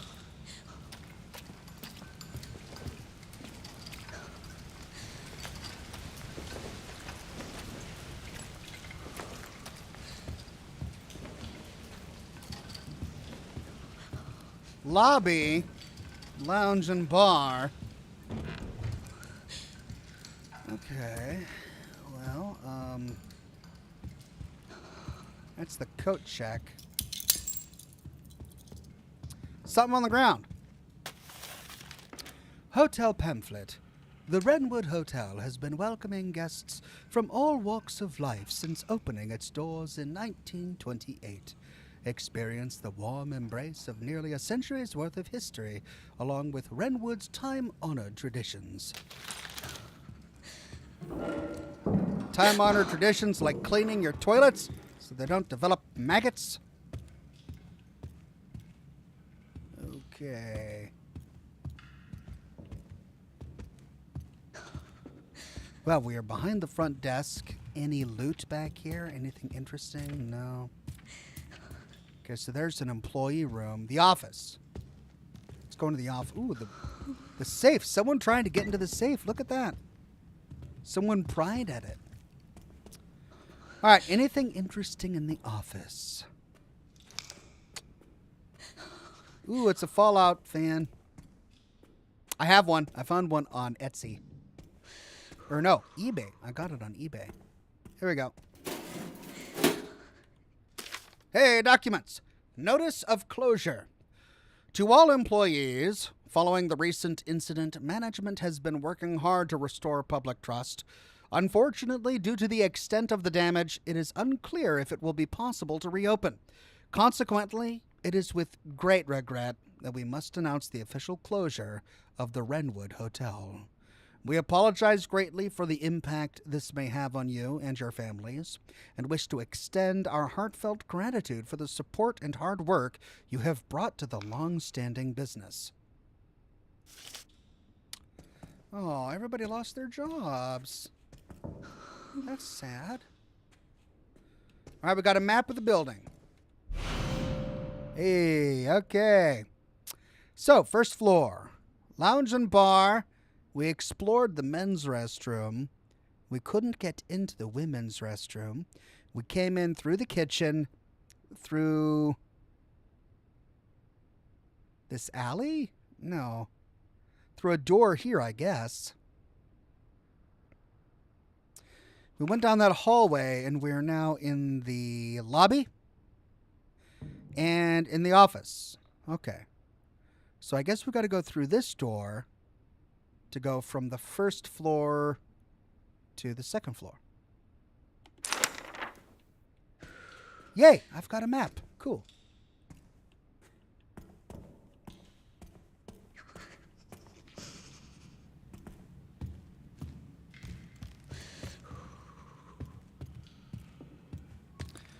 Okay, so we've got a staircase going up. Great. Yeah, noises. They're going to do that the entire time. I just want to make sure I found everything. before moving forward. Looks like I did. Okay, so staircase to the second floor.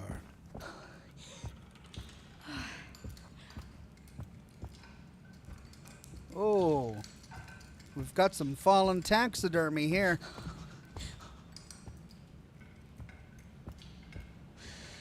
That ox go boom.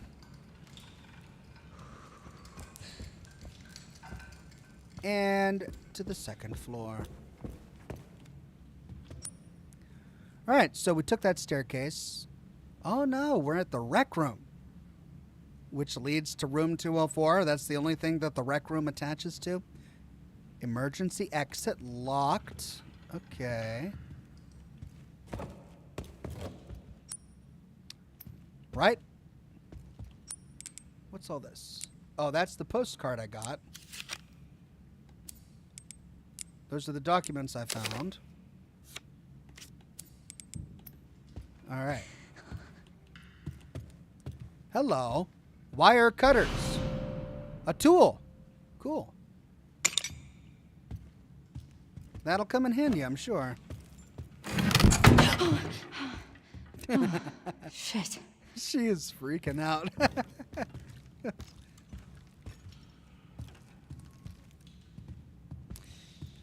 Right, well, I mean, the map is pretty clear. I just got to go down this hallway and round a corner to room 204.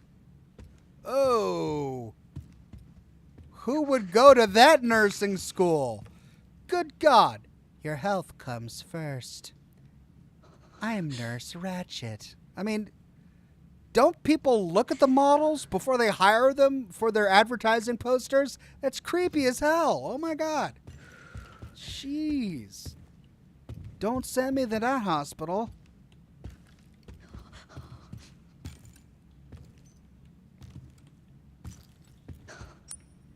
Ah!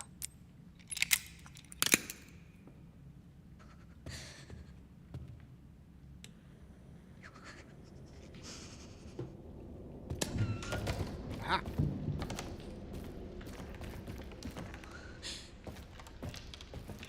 Oh. This is like some Silent Hill level. Jeez. Oh, oh, that's 202. Look at you. You're just a smiling lady. All right, let's explore. Oh, come on. I can't go in. Come on, smiling lady. Let me in. Ice cream. Oh.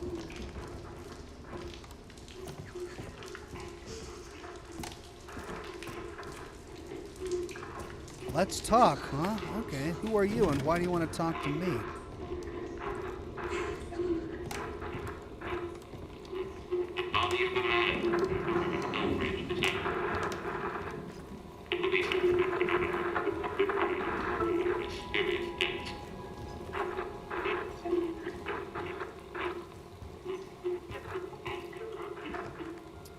October 2018, Friday, October 19th.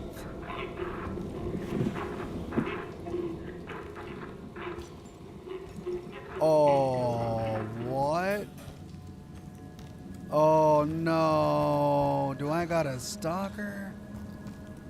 Creepy, man. I don't want that. Why? The shower curtain. What? Who? I've got a fan. I'm your biggest fan.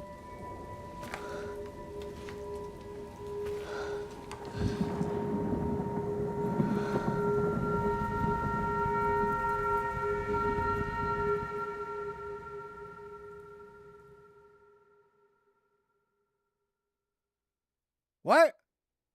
Oh, I wanted to explore the rest of the room.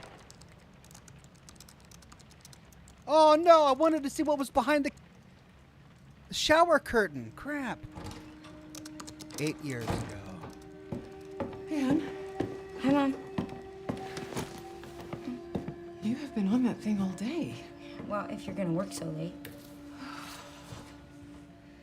Get some sleep, eh? I'm almost done, just a sec. What am I gonna do with you? What you always do? Nag at me until I go to bed? Wow, it's really coming down hard. Mom, phone. Ah. Oh. Mom. It's Oh, right beside wow. I would take away her laptop privileges so fast. Hello? Miss Ashcroft? Yes.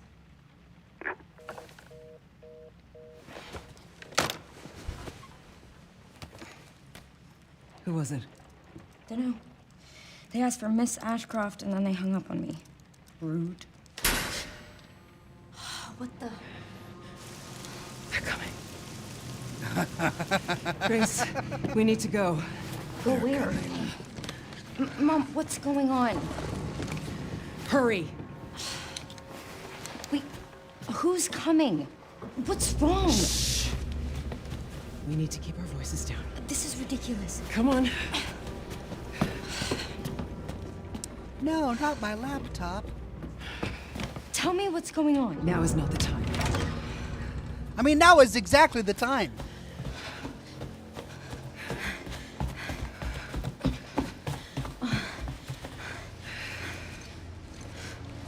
This is an interesting camera. Oh, okay, Mom. Yeah. Stay close. They had the exact Mom, wait. same picture. Grace. Look, it's the exact same picture. It's hideous even now. Ooh, who would hire? Oh, sorry. I'm coming, Mama. Let's go coming. upstairs. Grace, hurry. I'm running as fast as I can. I got Keep distracted moving. by a nursing poster.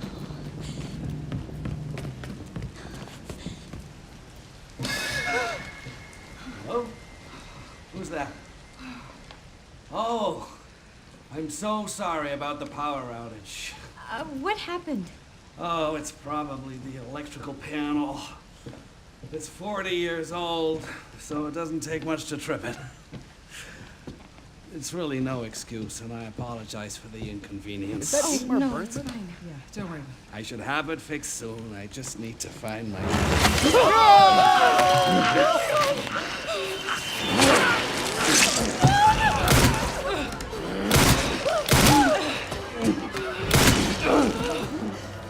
What the hell, Mom? No, Grace. No. Grace, stay close to me. Awesome. She's amazing. Sorry, dude. Oh, that poor Are you hotel gonna tell me guy. what's going on? Mom, what are you doing? Something important.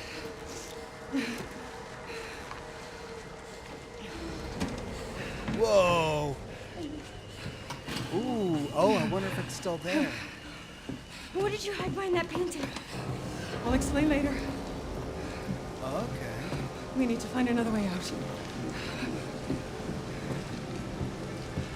Yeah, I'm coming. You're amazing. Let's do this. Grace, come on.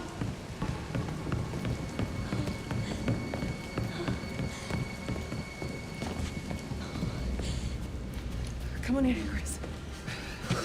I'm calling the police. No, don't go. Hello? Yes, I want to report a murder. No, murders. Grace. Yes. The Redwood Hotel. Yes. Hurry, please. The police are on their way. Murders. Oh, God. Oh, I feel like I'm gonna throw up. Grace. Grace, look at me. Grab my hands. Okay, look at me. Look at me. In and out. Breathe in and out. She is covered in sweat. I promise you, I will explain this all to you one of these days.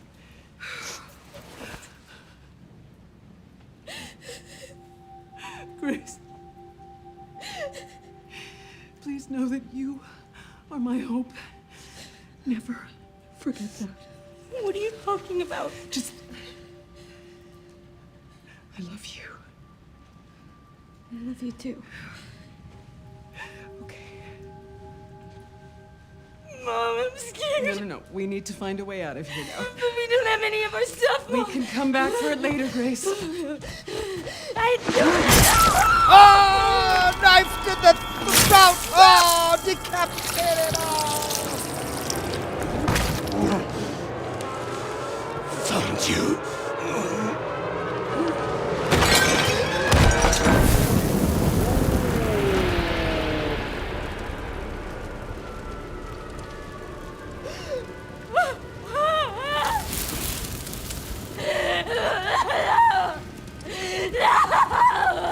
How? They closed the door behind them.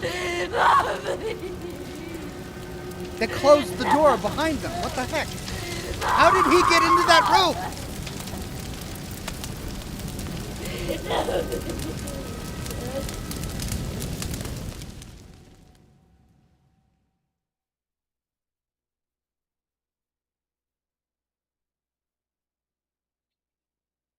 Okay, I'm calling shenanigans on that.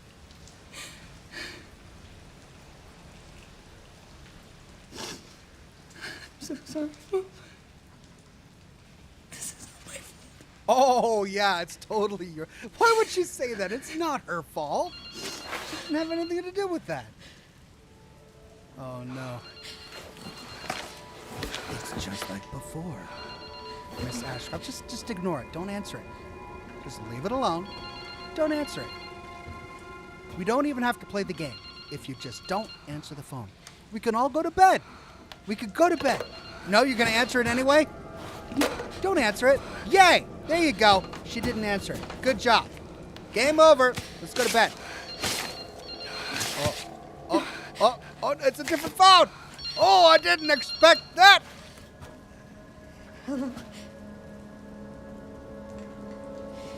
Who is this?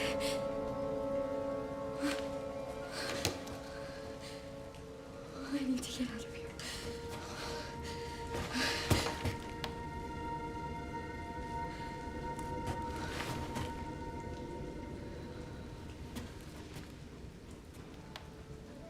Something important.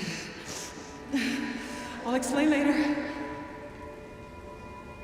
Why did you hide behind that painting? We could have all gone to bed had you not answered the phone. The story would be over. But no.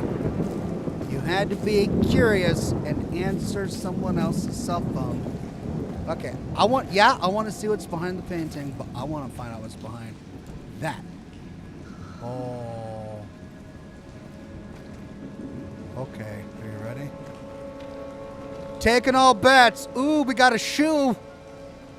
Is it a body? Is it a mannequin?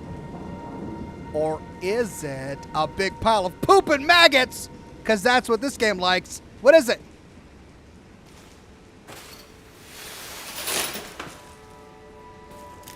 Oh. It's bricks. No poop, no maggots. Okay, well, I was disappointed. It's a little disappointing, to be honest. But that means we're going to get a jump scare. We're going to get a jump scare as soon as we come on here. A jump scare, no?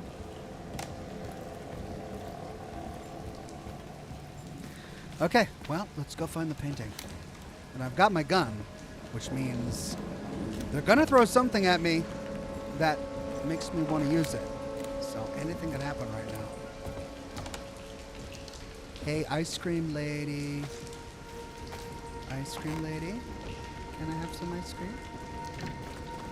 The door is ajar. Why can't I open the door? Ice cream lady, I want ice cream.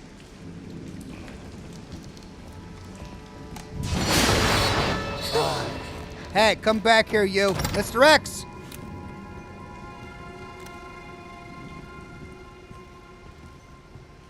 Doggone it. Where'd he go?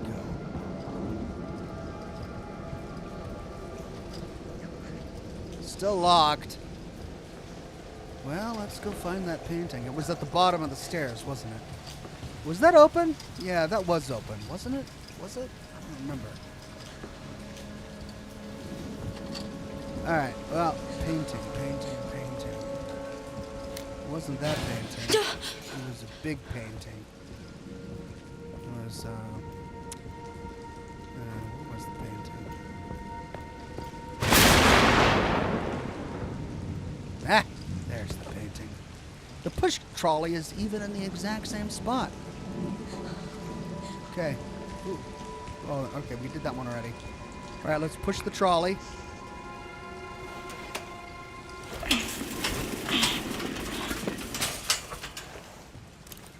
Okay, what's it gonna be? Someone's gonna sneak up right behind me as soon as I look under the painting. I know it. God. All right, here we go.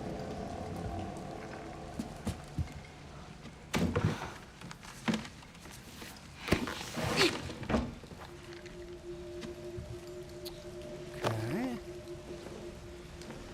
Let's see what it is.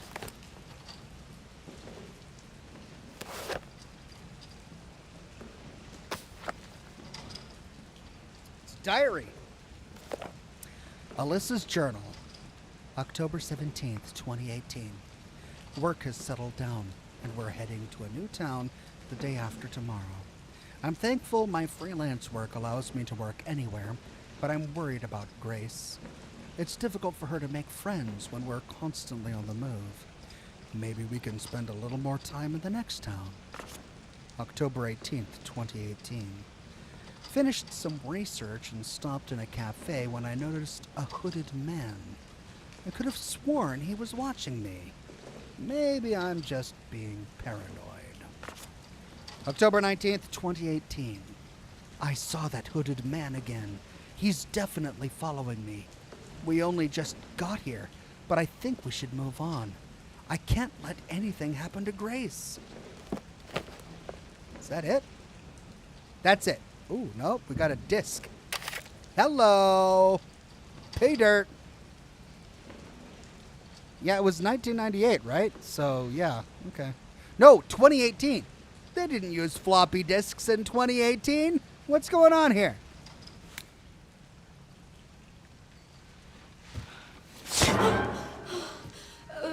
Sorry, officer. He's dead. He's dead. What's wrong? He's dead. Something stung me. Are you okay?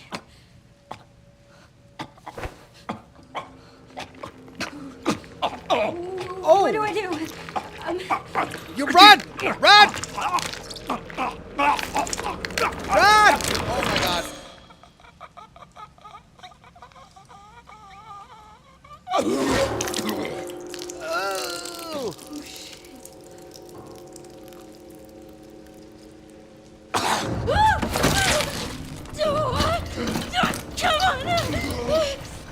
Come on! No! Oh!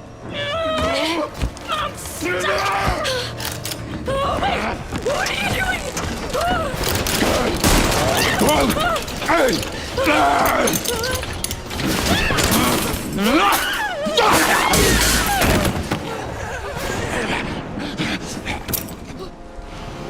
Emergency exit key! Yay! Okay.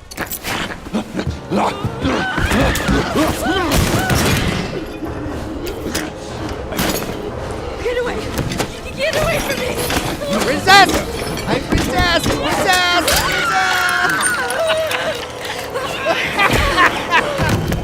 Oh shit! Oh! Oh! Man! Oh!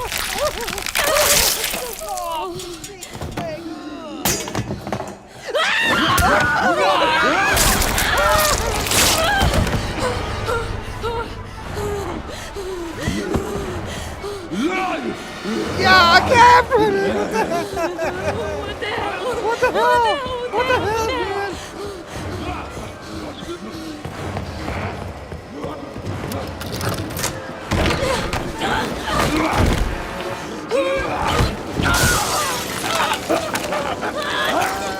Yeah, shoulder blast, shoulder blast!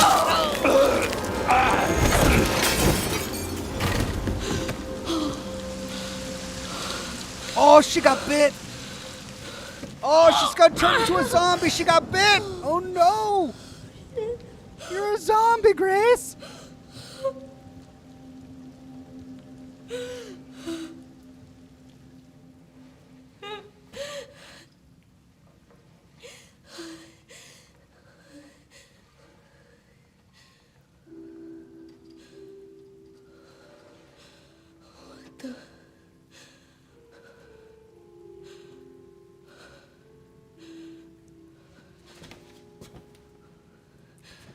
Go back downstairs and get your gun. Go get your gun. You need your gun. Go get your gun. Is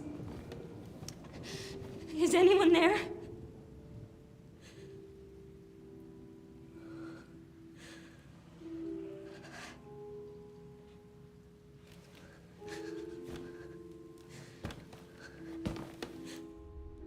Alt Grendel says, hello, Oxhorn chat. Hey there, Alt Grendel. Good to see you, my friend.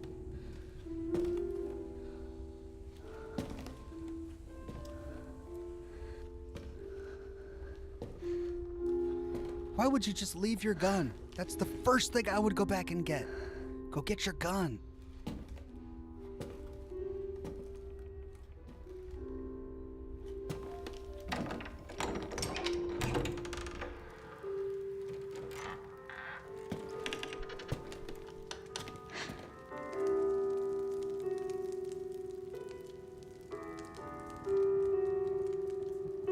Oh, okay. Maybe leave this room. Hello? No. Just go. It hasn't been easy. But after much effort, here we finally are. Who are you? I'm the one who planted that body. I'm the one that brought you here. I know now that you're the one that I've been searching for. The special one. The chosen one. Miss Ashcroft. I can control doors.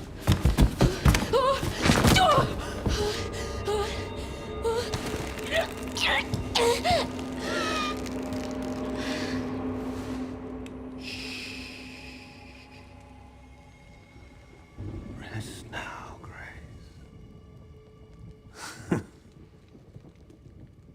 We have so much to do.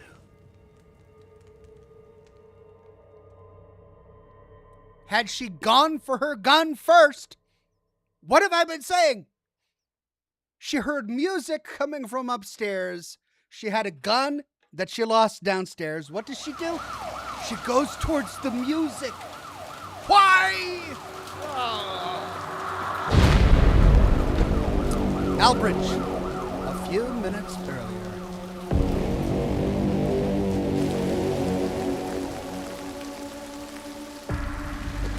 Talk to me. Is this one like the others? Well, same black watches. And it's not post-mortem lividity. No. No, this is different. That's 6 now. 6 survivors of Raccoon City, all dead from the same thing. Yeah, that's not good. No. No, it's not.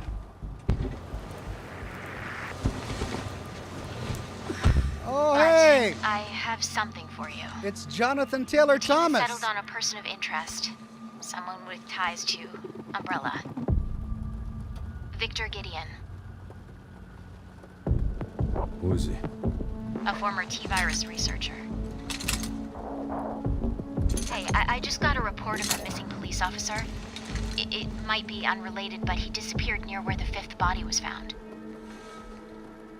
You there, Leon? Yeah. I'm here. He's You older. okay?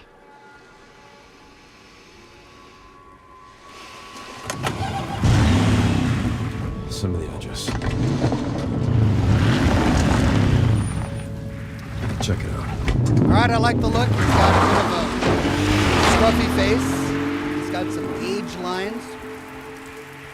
But he's still got that same haircut from the 90s, man. I don't know.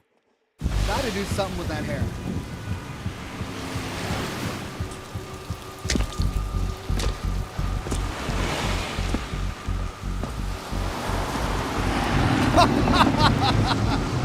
He's just walking down the street with this girl over his shoulder. That's not gonna draw suspicion. You almost there? Just about. Stuck in traffic.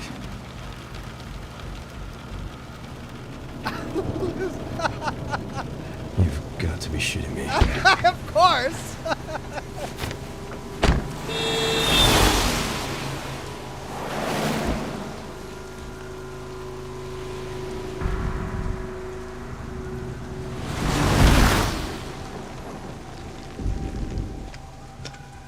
What's going on? Is she okay? Oh, she's fine. I'm just taking her home.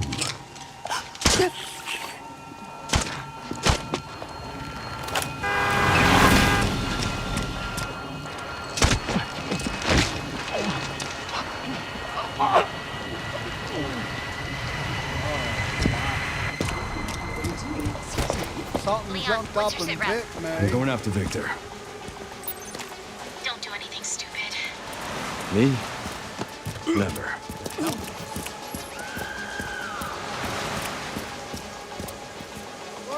Whoa. Hey, what the hell, lady? Help me! You okay? What are you doing? Ah! Ah, this is cool!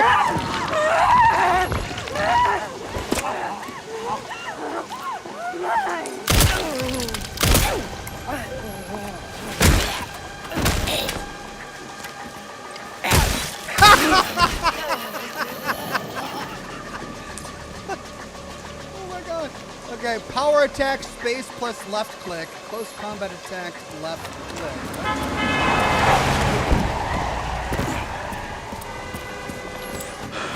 Get Brentwood locked down.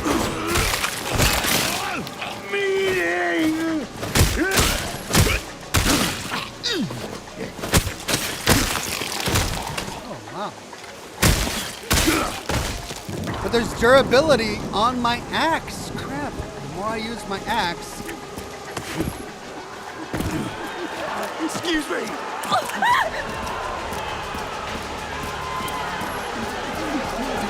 Get away! Get away! Run away!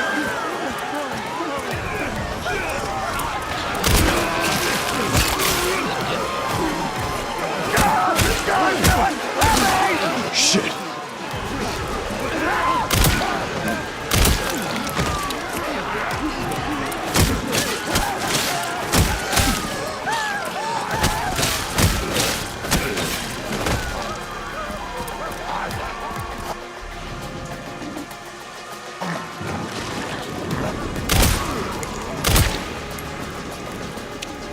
Oh my god.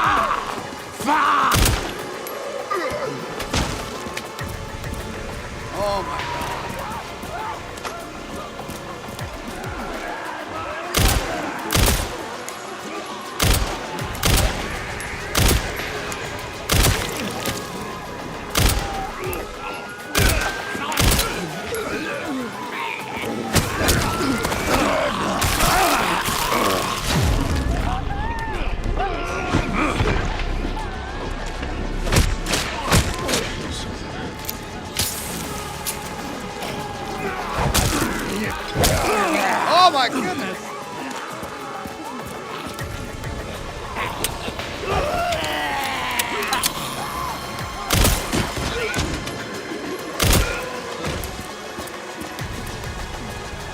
Oh?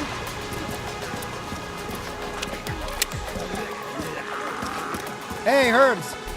Green herb, yay!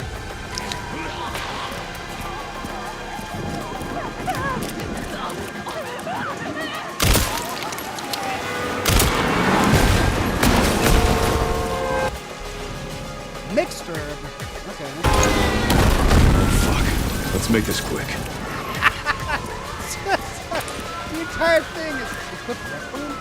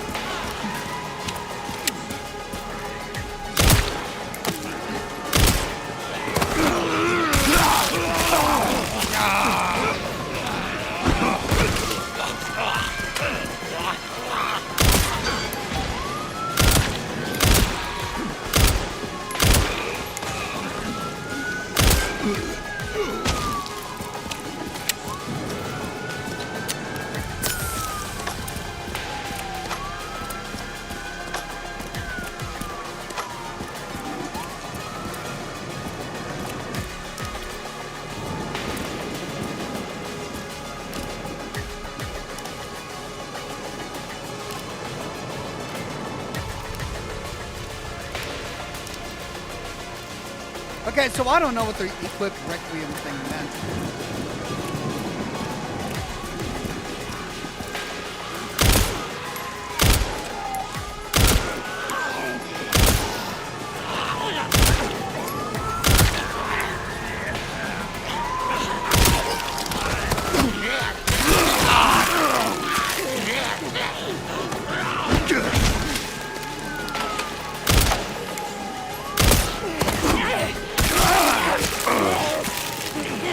I am getting beat up by zombies.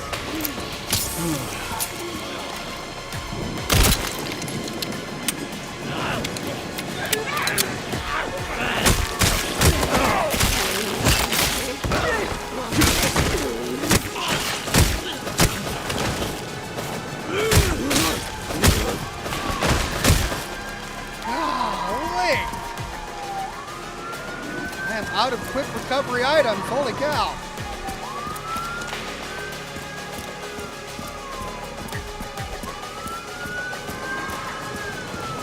This is where I came from.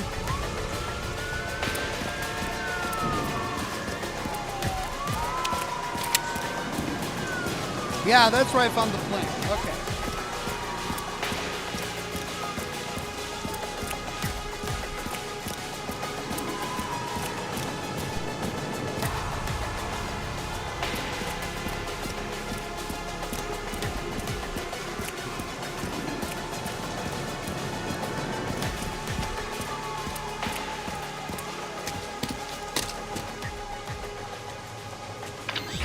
Leon, have you located Victor?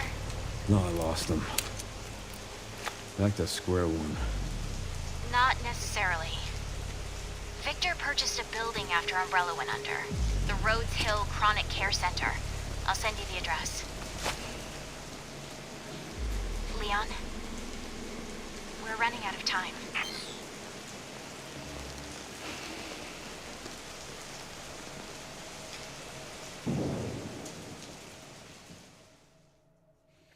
That's it. Back to Ashley or whatever her name is.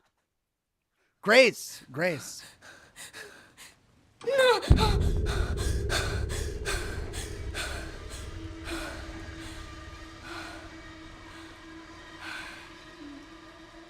She sweats a lot.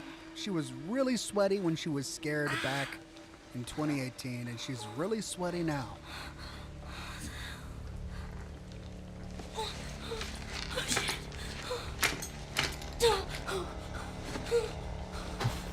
Is she upside down? Hey! Help!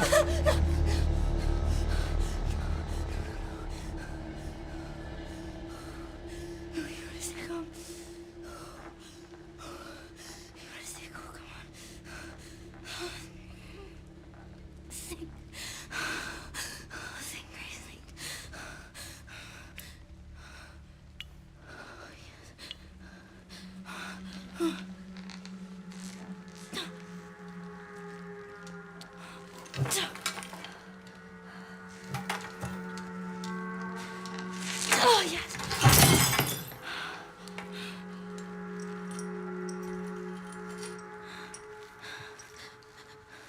Okay.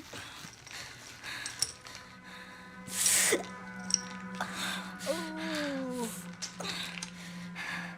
Oh, please be careful. Oh. I don't like this. Hey, pretty clever. Okay, very inventive.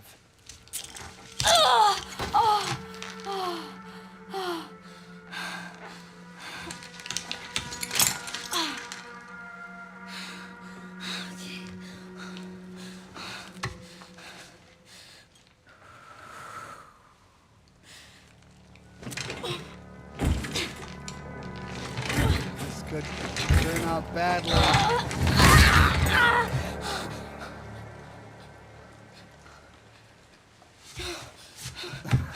I mean, that was loud. He must be taking a nap or something. Oh, what did it do to me?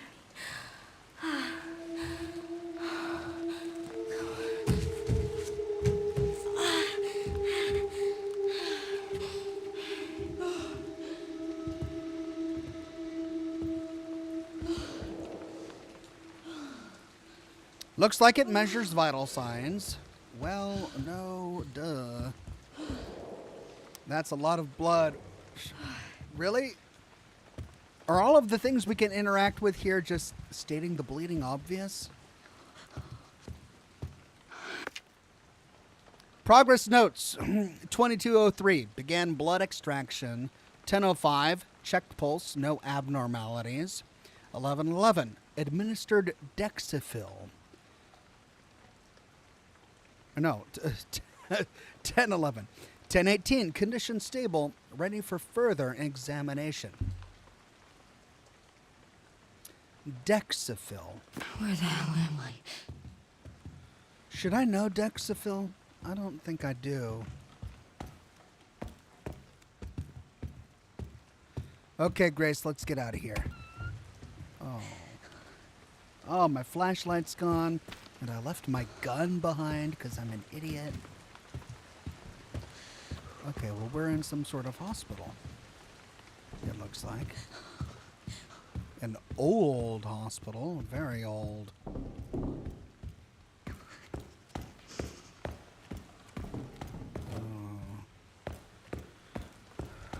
Prep room. Okay, let's see what's in the prep room first. God, it's so dark.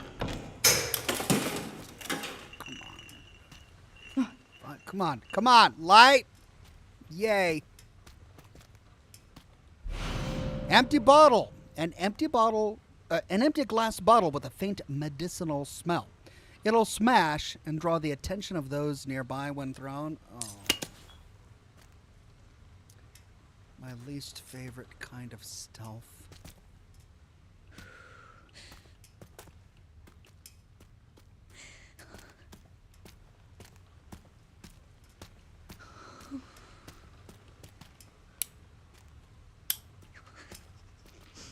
Okay, well, looks like we get to use bottles as distractions.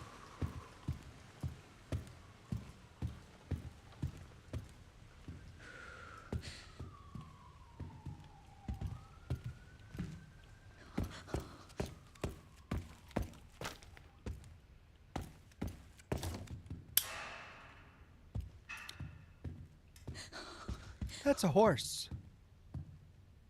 That's a horse with no name. It's a no-named horse. What's your name, horse? 202?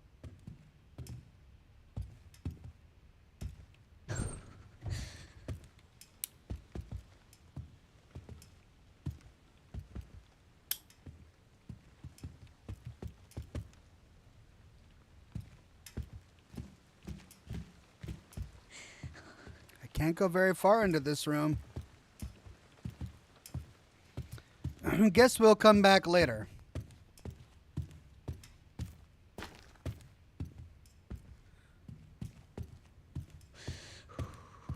What's your name, horse? That's a creepy thing to have in a hotel. Or in a hospital. What is this? Rhodes Hill Chronic Care Center. Rhodes Hill Chronic Care Center. Huh. Alright, I need a key for that.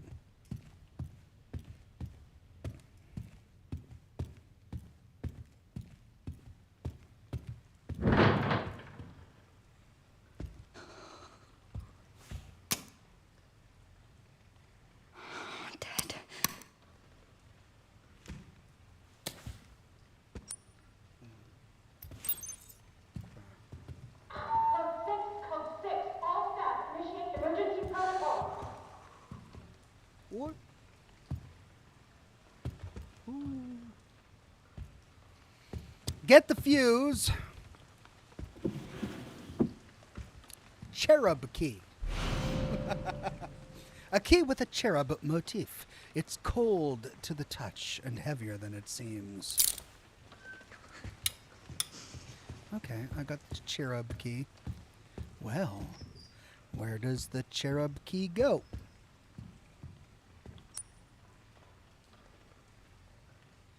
Cherub relief door. Well, that's easy.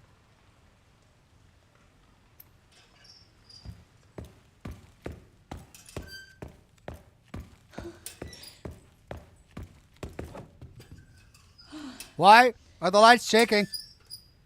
Oh.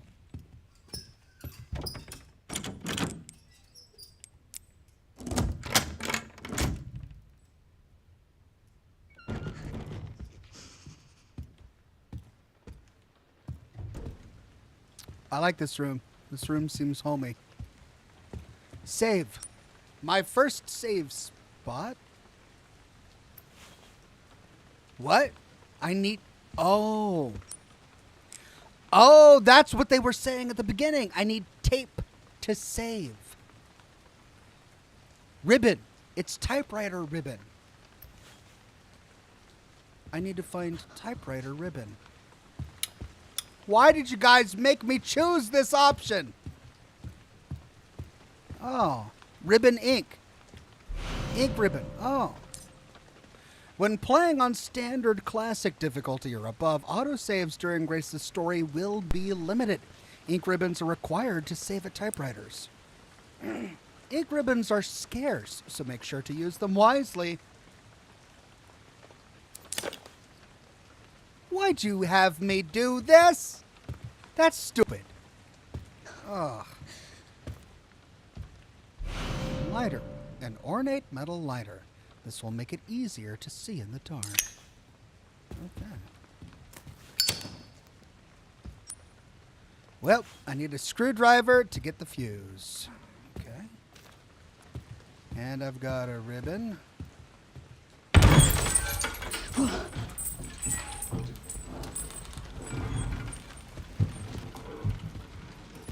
Oh, I don't like that. I like the noises. Another glass bottle. Right. Should I save now? I guess I should save now.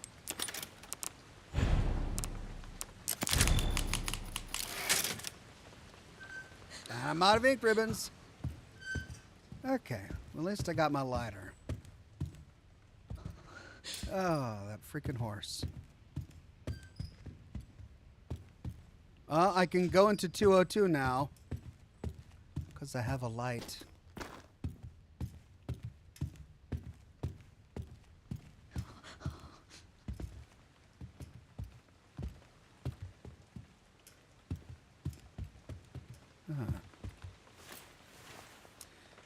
Harriet Jones' Shadow Ghost. Have you seen the shadow ghost hiding in the dark?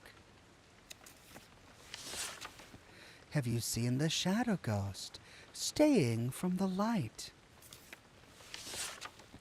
Have you seen the shadow ghost because she's been watching you? Stay in the light.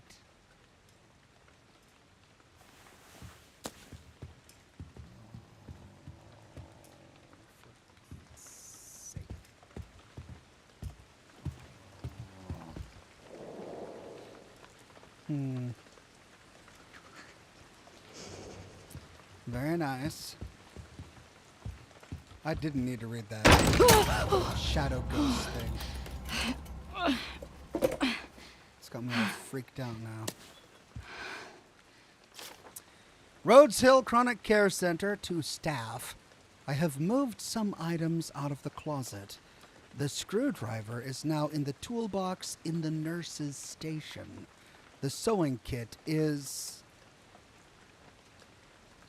I can't read it. Toolbox in the nurse's station. Fine. And stay out of the dark. Where's the nurse's station? 203. I'm guessing the nurse's station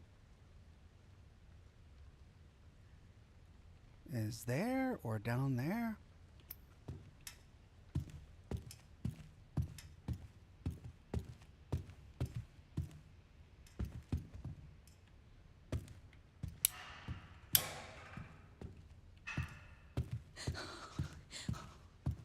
Staff only. Nope.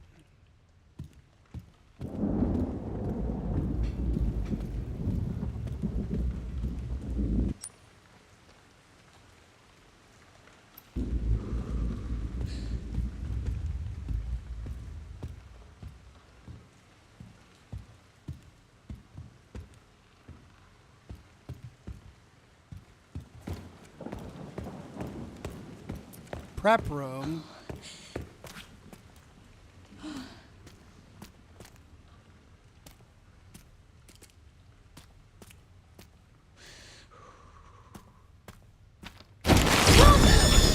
Come on, man. Really? Gotta do that to me? Don't touch it. Don't touch it. What? Of course he's dead. He's dead. Of course he's dead. Don't touch it. Take the key. Don't touch it. Oh, that's not a key. That's a tie clip.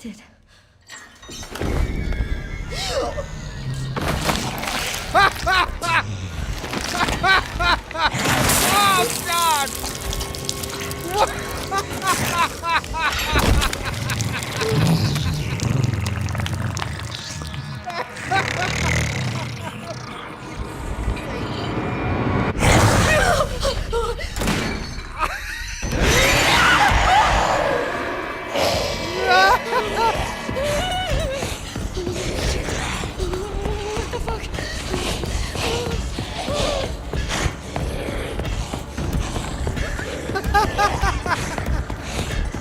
Stay in the light! Stay in the light! I'm gonna stay in the light!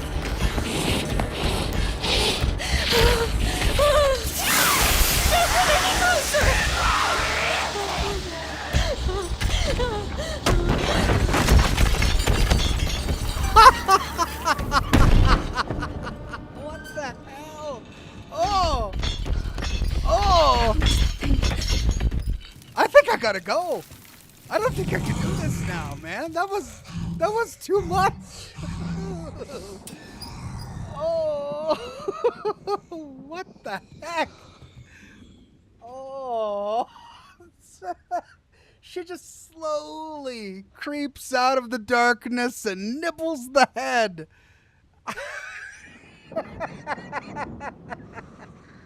Oh, I don't want to do this now. Can I be done? Everybody, can I be done? Oh, no. Well, empty bottle. I missed an empty bottle. Where's the nurse's station? Oh, I don't like this at all. Oh, wow. For Pete's sake.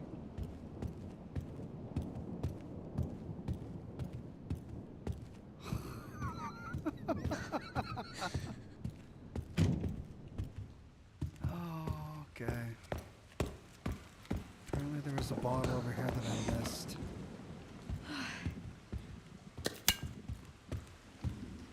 Do I gotta go back in here into the prep room? Yeah, I guess I do.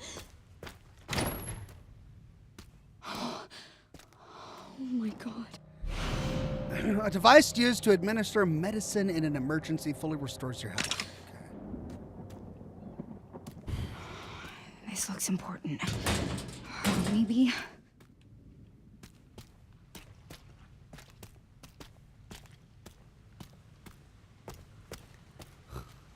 Oh, that was so bad.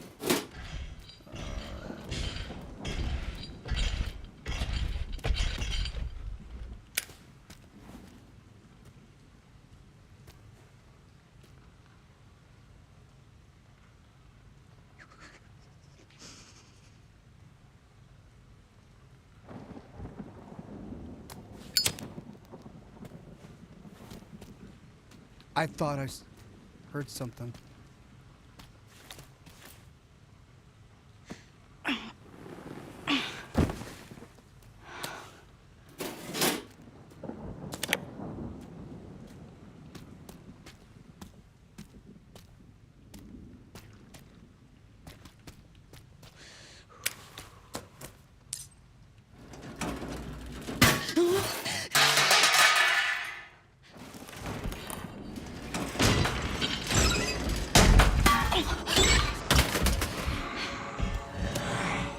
This way, not this way, not this way.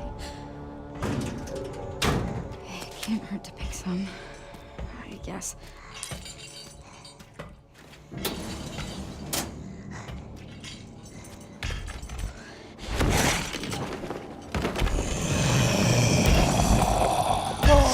Oh, great. Oh, great. Great, great, great. Yep, this is fine. This is fine.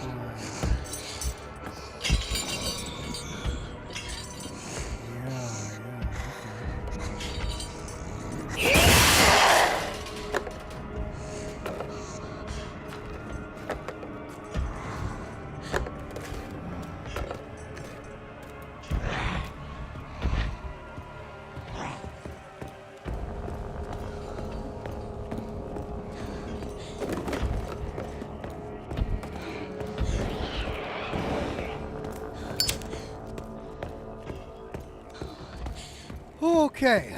Ha ha. Oh. None of that was fun. That was not fun. Okay, something is... What's this? Toolbox. I didn't get the screwdriver. Was it in that room?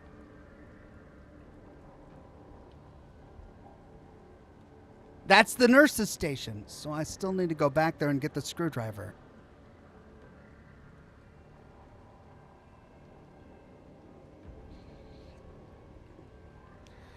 Greg Hinojos gifted 10 Oxhorn memberships to the community. Thank you so much, Greg. Congratulations to Pyro, Bronze Age Caveman, Captain Donut, Jamil Quinones, Sandra Hansen, Jesh, No Commentary Gaming, Slorpy, Edwin Rodriguez, and Rarity's Wife. Thanks again, Greg, and congratulations all. Ian Chamberlain says, it's awesome you're back to this series. It's a new game. I gotta play it. And I'm having a good time, but it looks like I have to go back to the nurse's station, and I really don't want to.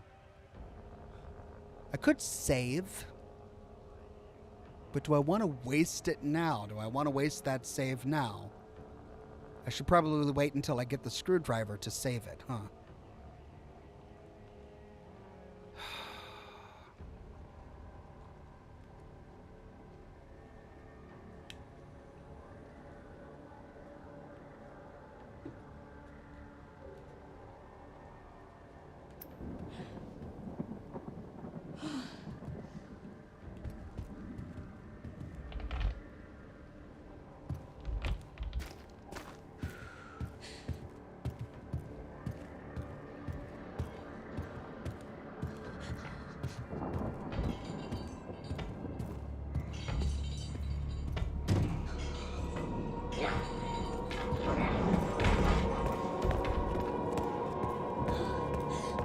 She's still in there.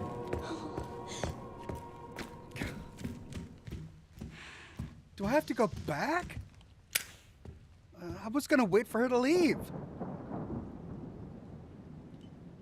But do I got to go back and find it while she's in that room?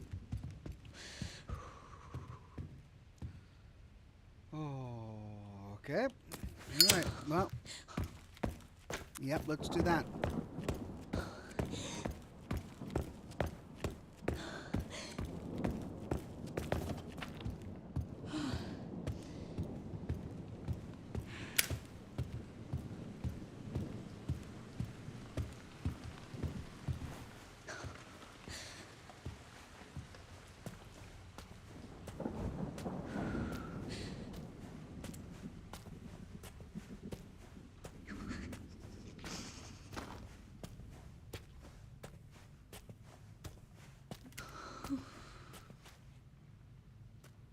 Okay.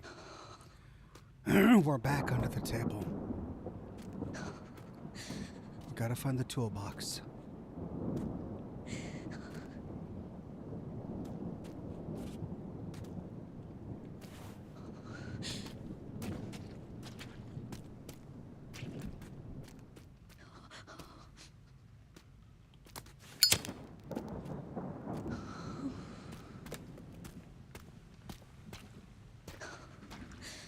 This is the nurse's station, right? Yes, I'm in the nurse's station. Just gotta find a toolbox. Ah ha ha! I can't reach it. I need something to step on. Oh.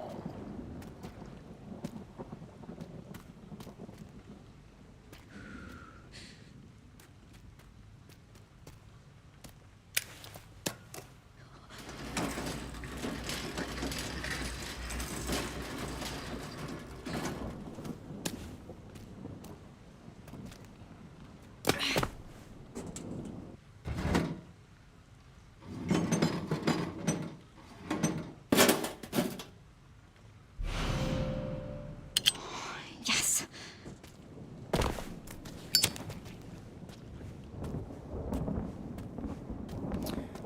It's about this moment that they're gonna send her after me. I know they will. I know they will.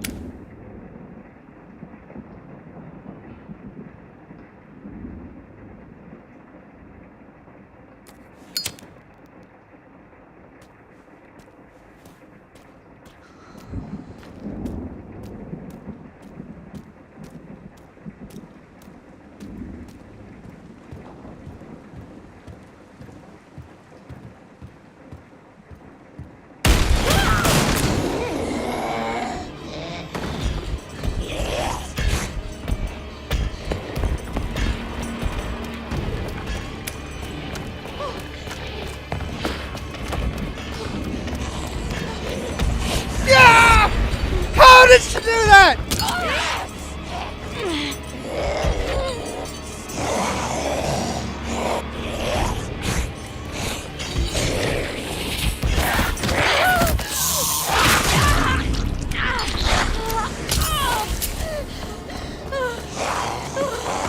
How did she do that? I must have turned around accidentally. Oh, that's how she did that. Oh, clever. Oh, sneaky and awful. That was mean. I couldn't do that. How did she do that? Not fair. She just pummeled down the door.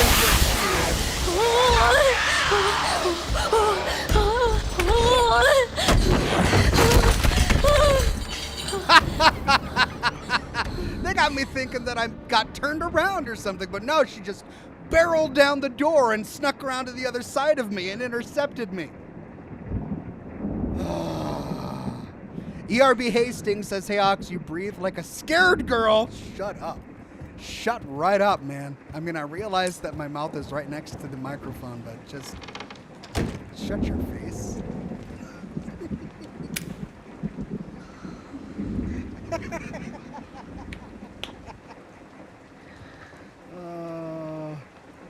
Note to self, don't breathe into the microphone.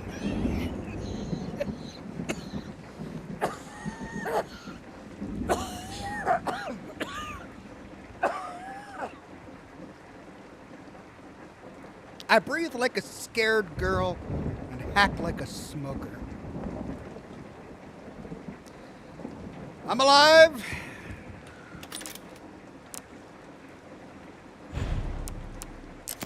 And I don't want to go through that again.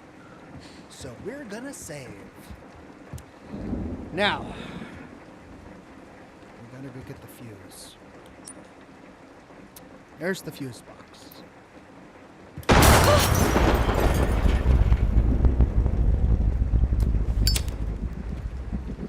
Great.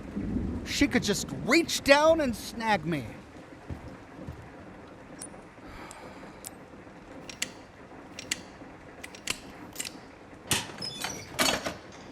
I'm ready to get Leon back.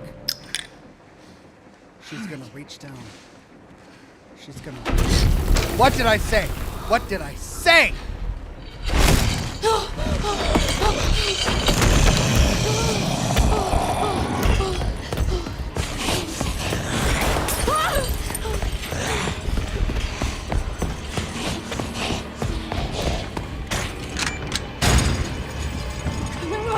Come on!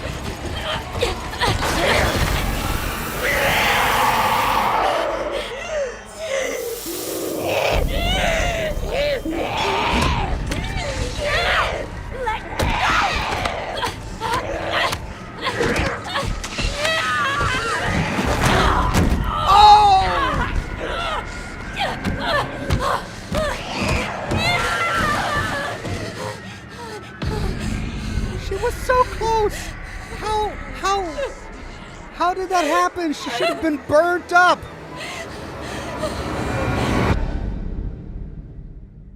That's it.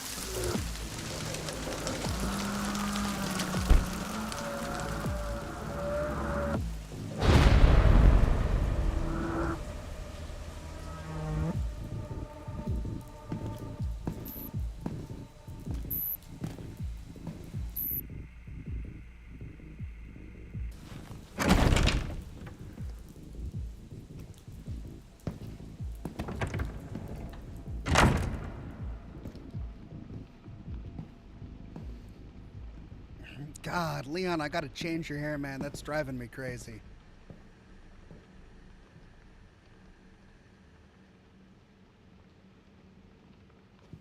Mr. Kennedy, welcome. Dr. Gideon has been expecting you. Funny. I don't remember getting an invitation. Well, he's waiting for you. Can't have that, can we? Classic Leon. Follow me, please. The way. Funny. I don't remember getting an invitation. So how long have you worked for, Dr. Gideon? Not long. I just recently joined the team. We care for quite a few long-term patients here, all undergoing experimental therapies developed by Dr. Gideon.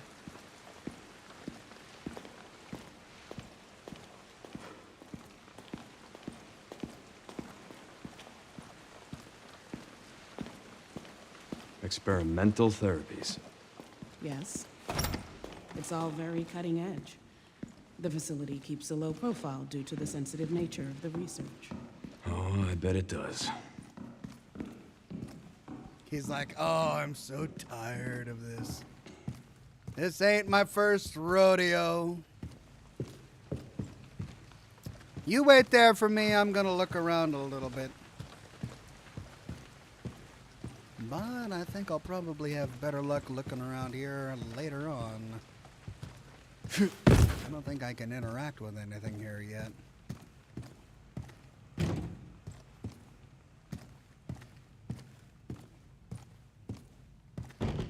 Yep, I'm exploring for no purpose.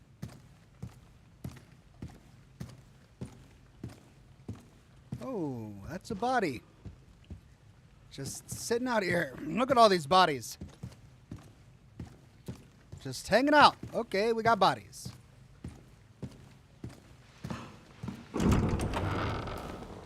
Please, wait here.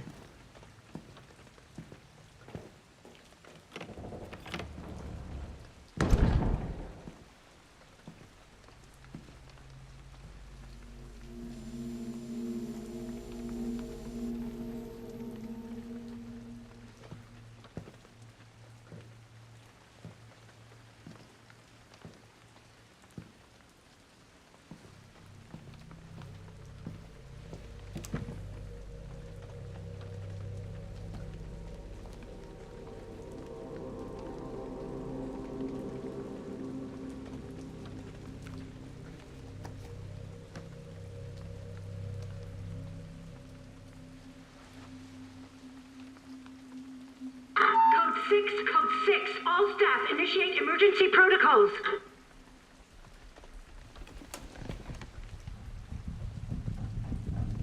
Mr. Kennedy, we need to leave immediately. What's going on? I don't know what's happening. Some kind of mass hysteria. The hospital is on lockdown. Behind you! Behind you! Doctor. No, kill him. Kill him. Kill him. Yeah. Kill him. Kill him. No! No, come on! Leon! You've been through this before!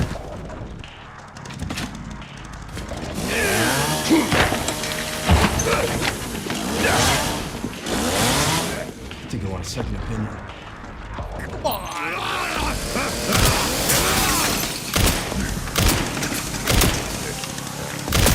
I think I want a second opinion. That's what he said. He said, I think I want a second. Oh, whoa, whoa. Really?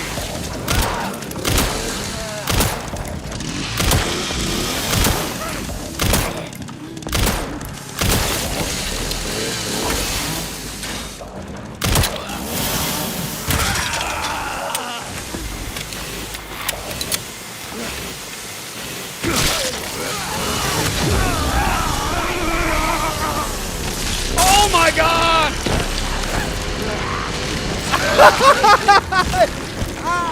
I just got chainsawed to death. Okay, yeah, I died. What the? Where did they all come from?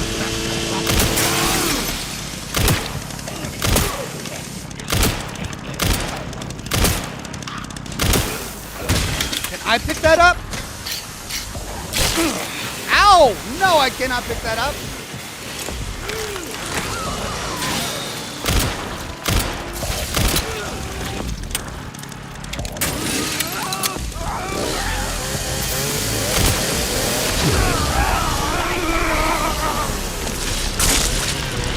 That's an instant kill. Holy cow. Alright. It said space to parry, but I've been kind of mashing space and it didn't do anything. Alright, let's try again.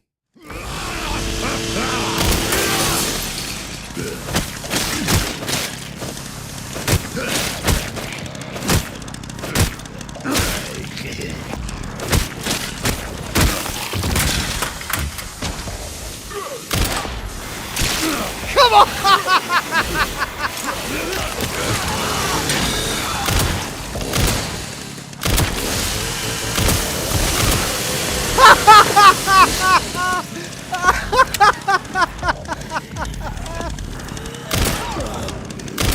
It's not done! Come on! What the heck? It's alive!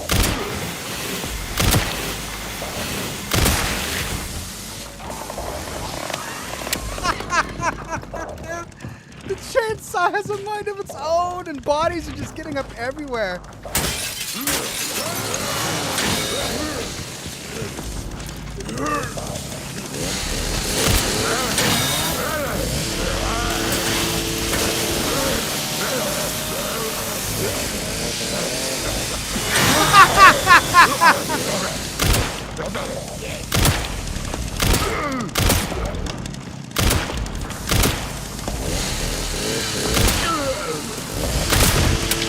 Oh, come on! Come on, what the heck? What the heck, dude? Ah, can I? Yes! Now I can swing the chain. Nice.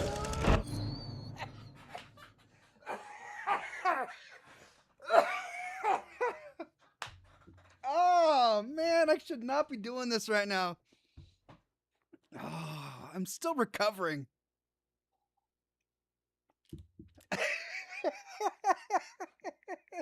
The chainsaw is alive!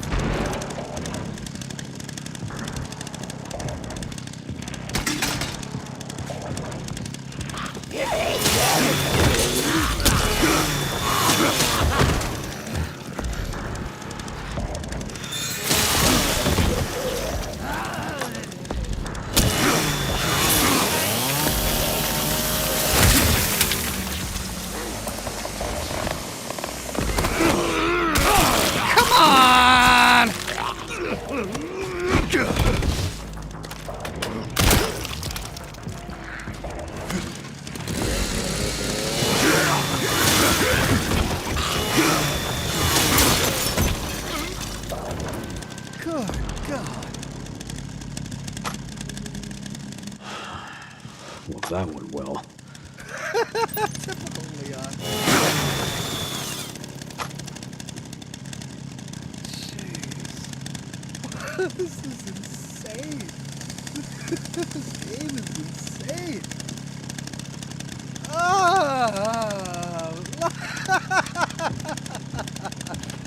Oh, I am not disappointed. I am not disappointed at all.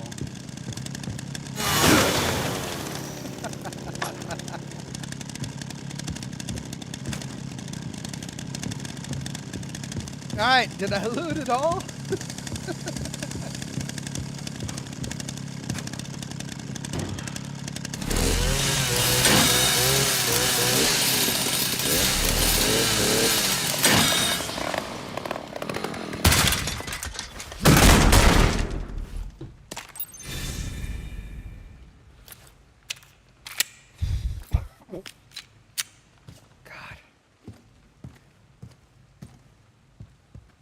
I think I looted everything. I don't even know at this point. It was a really tiny room, and a ton of zombie nurses just appeared. All at once. Oh, what's this? Oh, hello. Hunt us, seek us, find us, break us.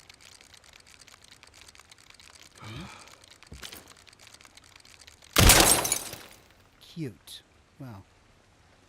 Delightful.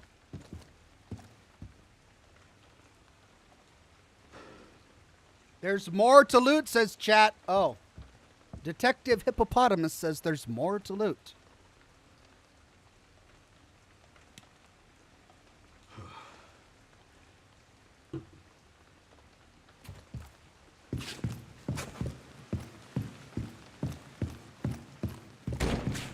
I think my favorite part was when the zombie guy with the chainsaw fell face forward on the ground, still holding the chainsaw, and then the chainsaw of its own accord started crawling towards me and just eating away at me.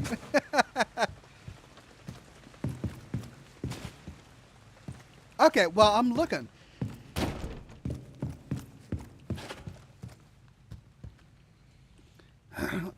Let me know if I missed anything, but I think I may have gotten it all. It's all looking pretty clear.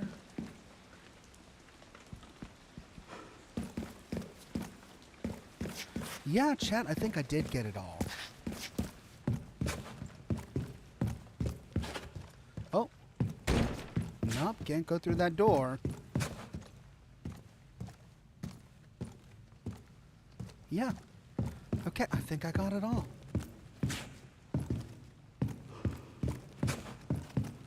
So, onwards we go.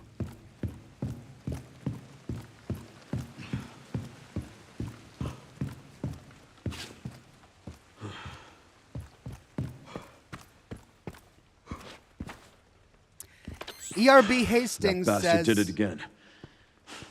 The bastard? How are things on your end? I just hacked into the center's network. Good. Good. Can you find me the floor plan? I'll see what I can do. Well, in the meantime, I'll try to track him down. Keep me posted. Will do.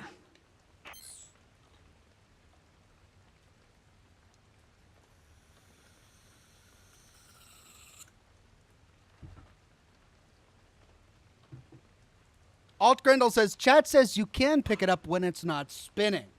I see. So that's why I couldn't pick it up that first time, because it was spinning?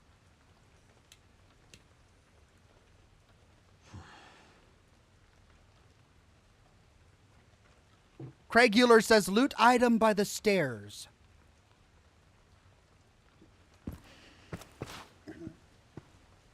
That's just the collectible that we already shot, right? Hunt us, seek us, find us, break us. So there's nothing else by the stairs. But I definitely don't want to miss anything, so thank you very much for pointing it out.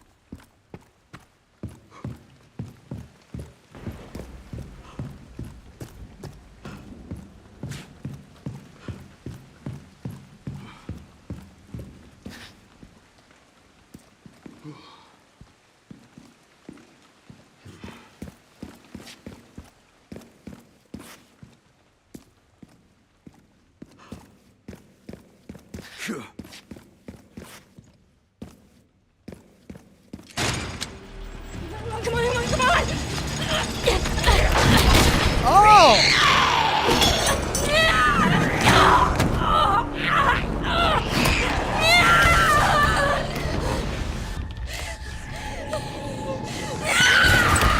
what do you know? Hey, over here.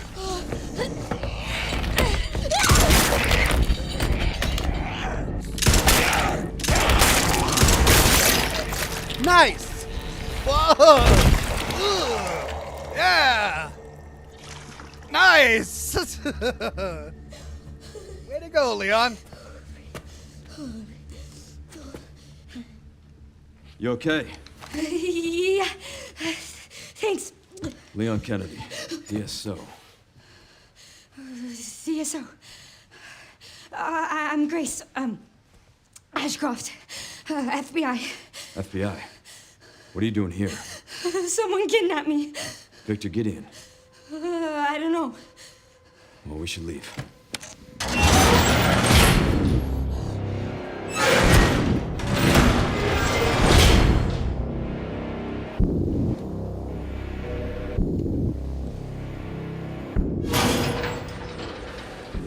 What does Victor want with you? What? Grace. What do you mean? He grabbed you for a reason. Wait, you're DSO. That's the counter bioterrorism agency, right? Take this. You sure? You might need it. Now go. Get out of here.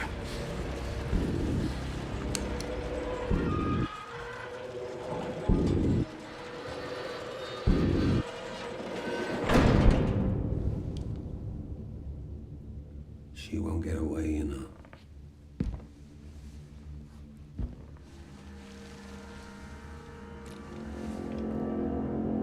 Dr. Gideon.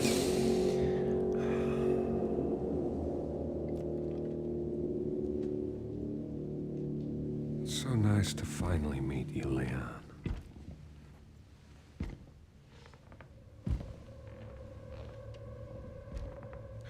Why don't we have a little talk?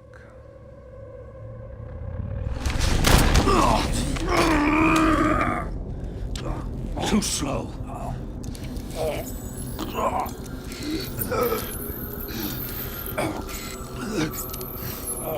I see you're exhibiting symptoms too.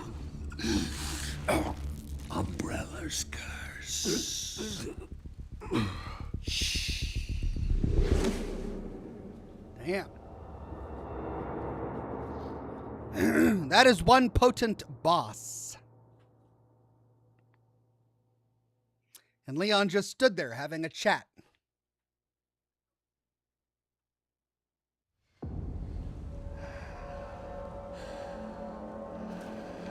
I'll be fine. Oh, yeah.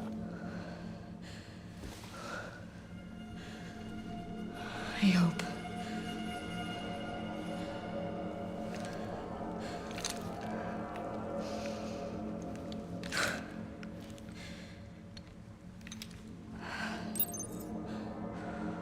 That is a massive, massive pistol. I love it. Okay, escape the care center. Right. Easier said than done. Do I have a light? I do not have a light. I guess I lost my lighter. But at least the scary, creepy woman thing was dead. That, I did not like that. At all.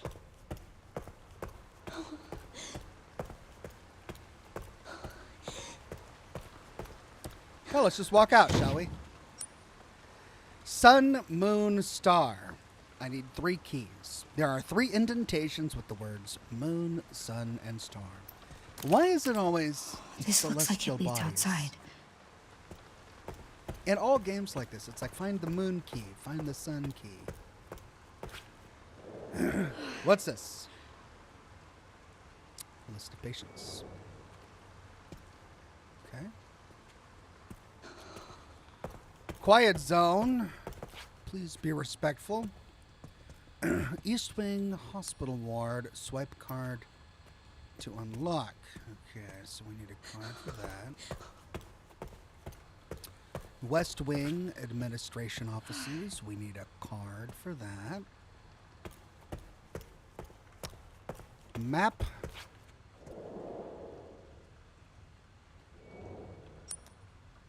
Okay, those both blocked.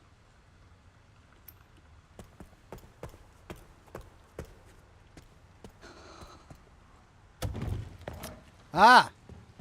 Save spot. Antique coin, hey! Can be exchanged for prizes in the parlor. Stash box. Oh, yeah. Ink ribbon tin. Empty.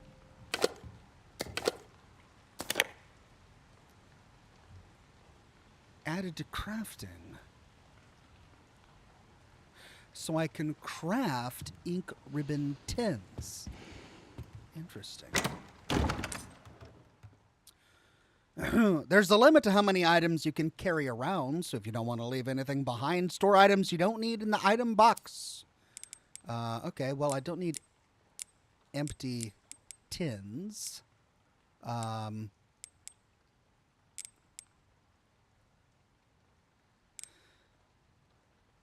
don't know if I'll need the key now, because I don't know where to spend the key. So I'm not sure if I should store it or what. I'll take the green herb. Medication room. Unauthorized personnel are not permitted past this point. In the case of irregularities, contact the lead researcher immediately. In emergencies... Oh, okay. Well, do I go there?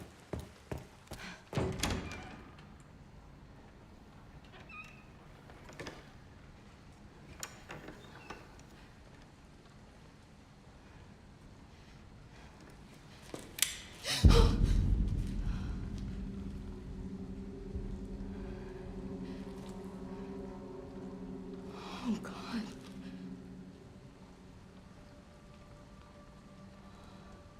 Oh, great, a kid.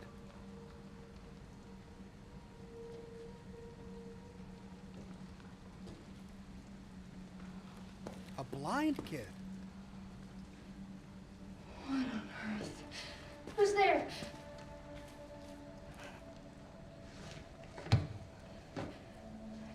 Is someone there?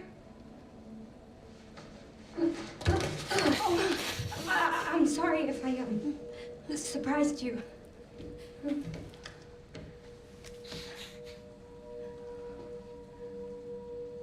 Cataracts. You can't see, can you? Who are you? They look a lot alike. Was there someone in the other cell?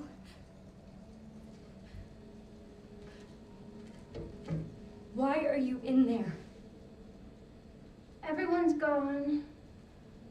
Stay away from that! Are you all right? Get away! No, no. Hold on. No. No, no.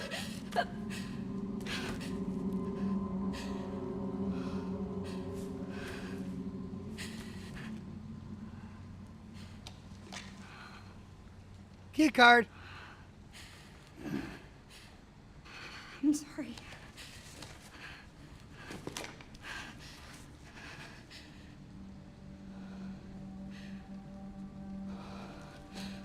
What is happening here?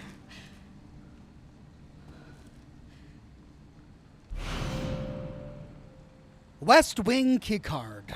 A golden keycard covered in blood. Opens the door to the West Wing administration offices.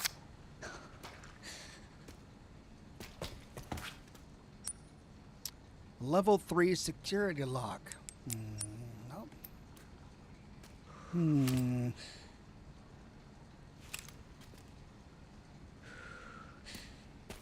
There was another child here.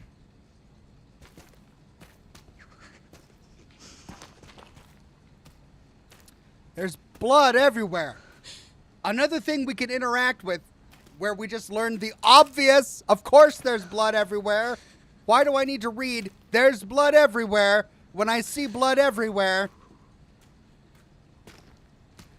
God, Resident Evil. Oh no. But she's dead. She can't come down there anymore, right? Unless there's something else. Can I talk to her? She asked me who I am and I just didn't answer. Grace just ignored her completely. That's rude. Why would you be so rude, Grace? All right.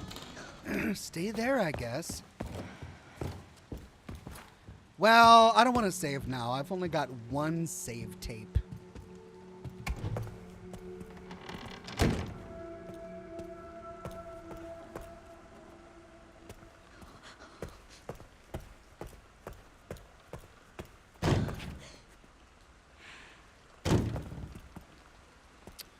Well, guess we go west.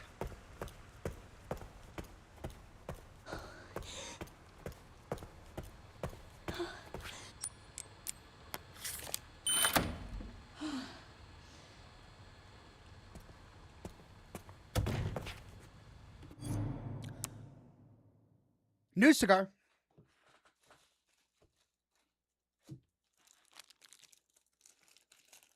Predictions. I think Grace is a clone. Because that little girl looked exactly like Grace. Maybe it was because they had the same haircut. I don't know. But they looked very similar. And there was another cell that was mysteriously empty. And we know a child was in it because we saw a doll. Possibly a girl child because doll. Where's my lighter? I had my lighter right here. Oh, fell.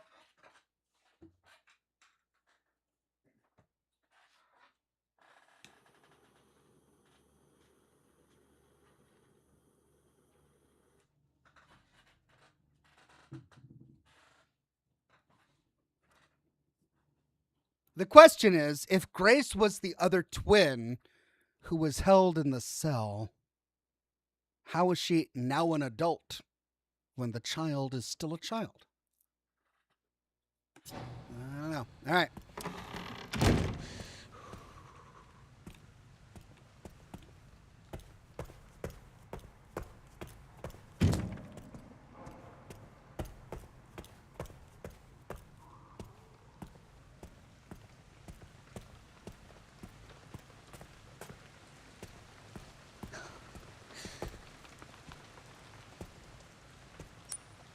Something could fit in the indent.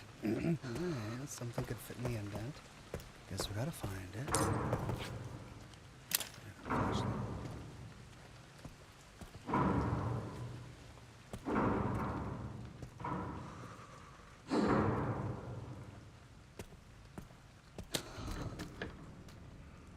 Oh, that's a big kitchen dude. That's a big kitchen dude. Oh, don't want to talk to the big kitchen dude. He's got a cleaver. Security lock level 1. Guess we gotta talk to the big kitchen dude.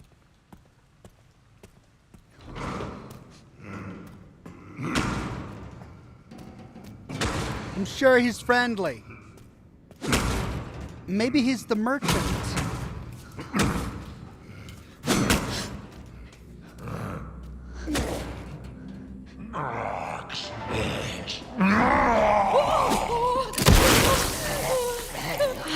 Jesus.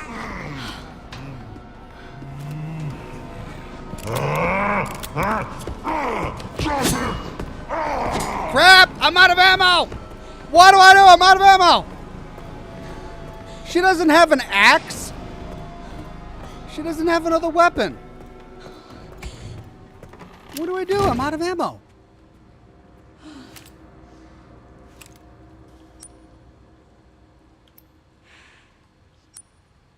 Distract? Oh, God.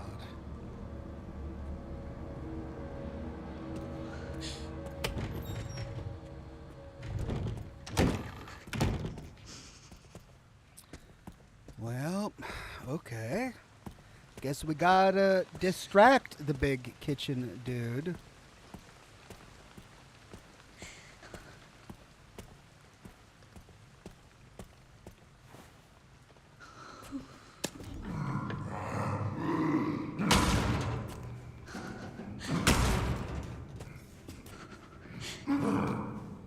Oh, he's not looking at me. I need a key. I need a key. Crap.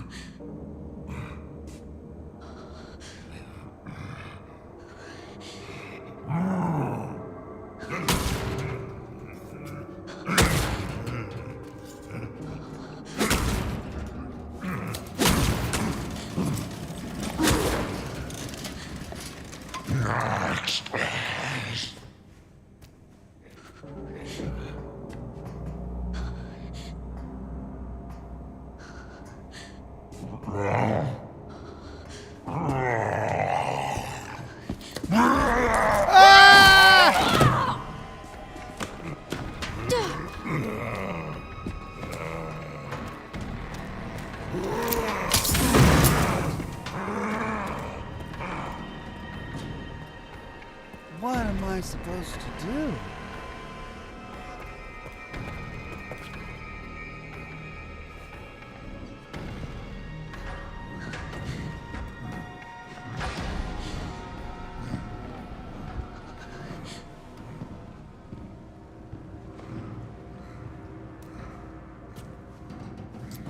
Okay, I need a key to get through that door. I can't kill him because I'm out of ammo. Leon gave me a gun with one round.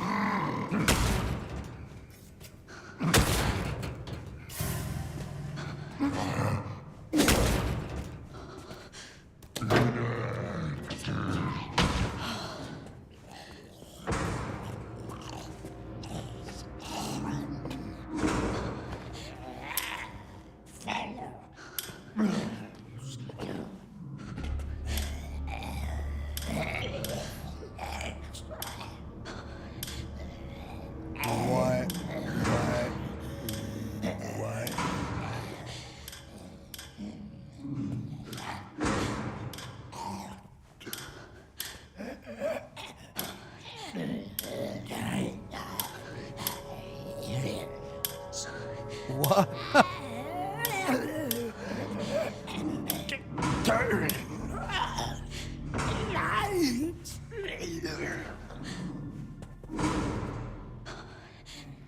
Okay, do I throw something beyond him?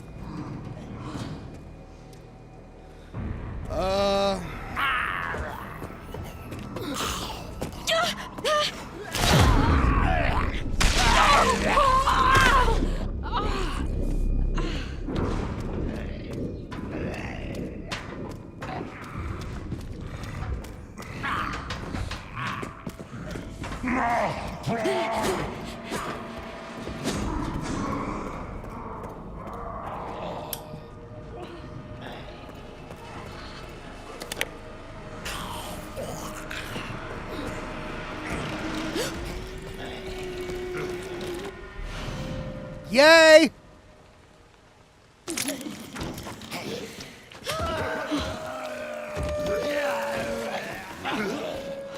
Bullets.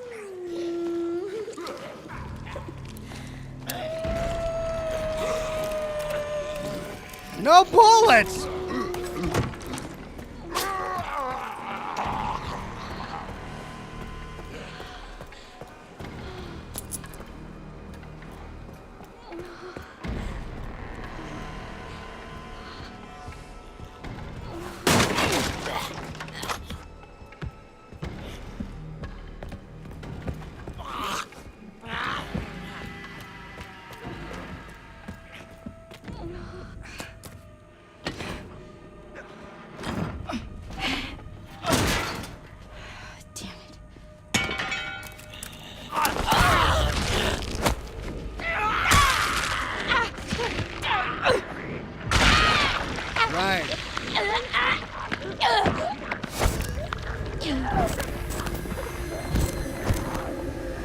Reload now. I mean, I had no bullets. I had no bullets in either gun. I get a brand new gun with no bullets in it. The gun from Leon has no bullets in it. What the heck? And I didn't save, so I got to go through the whole girl thing again.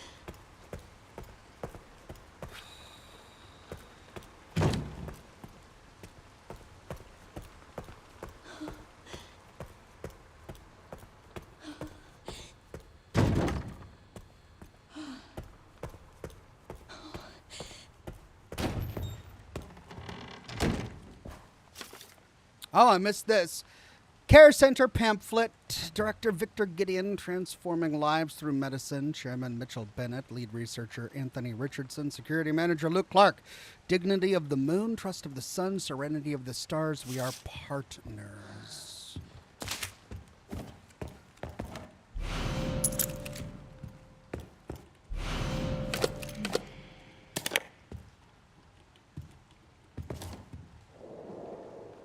Folders marked with recent dates.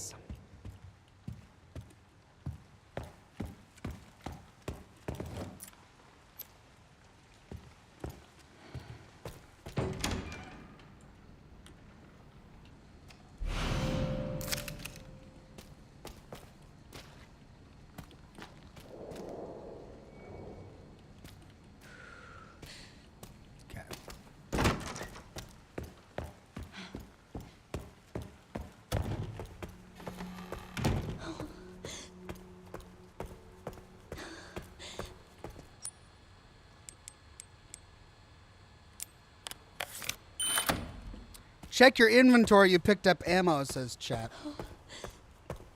Did I?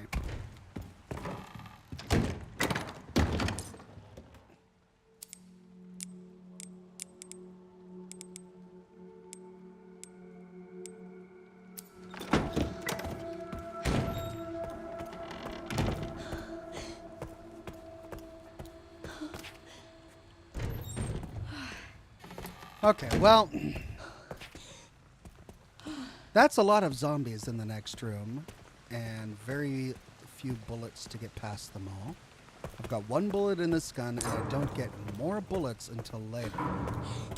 So...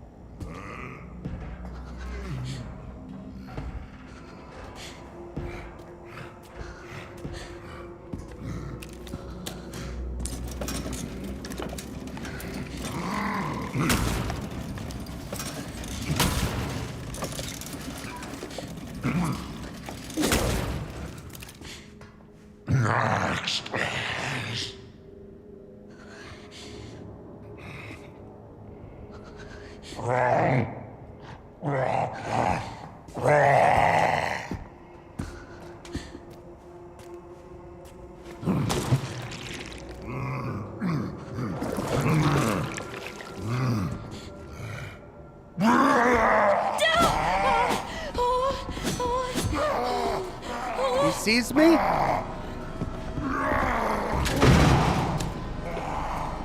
Okay, I guess he sees me. Gustavo says zombies have a trait in this one where they do the last thing they did alive when not hunting you. Listen and watch them. 'Tis really cool. Okay.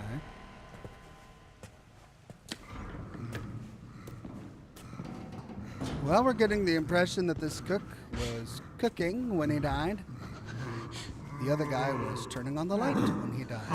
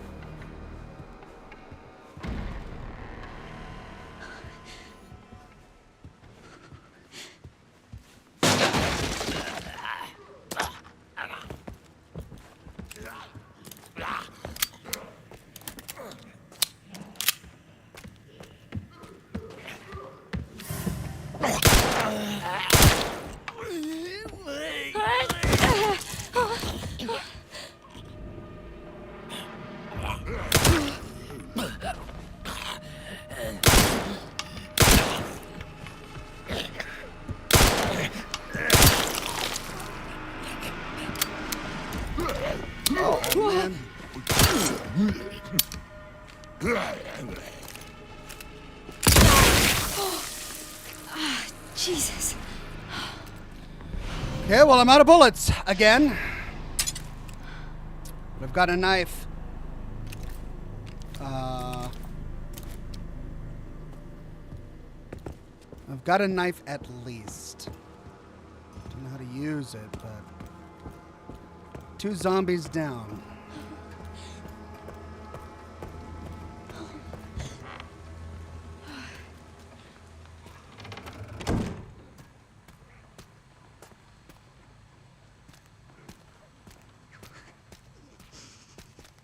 Hey. 2 rounds? Really?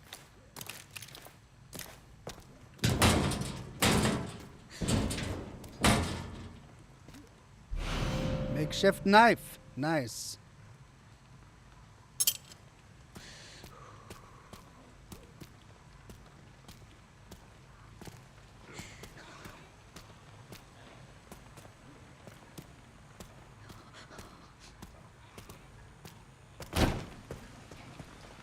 Right. Let's see if I can open that door. Probably not. I probably have to go upstairs.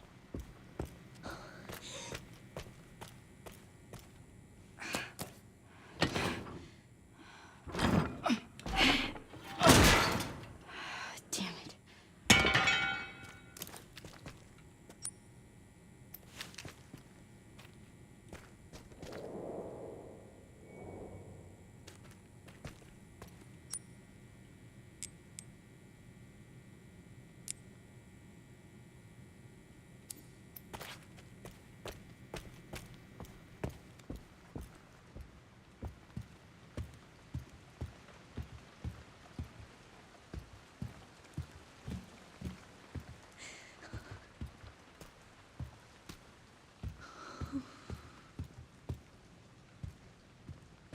Really? Thank you. Couldn't tell.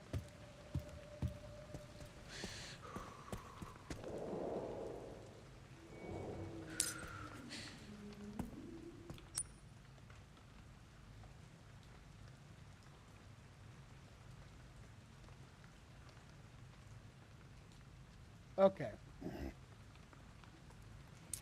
Where am I likely to find a save point? Bar and lounge, office, or records room? Records room, maybe? Lock from the other side. Okay.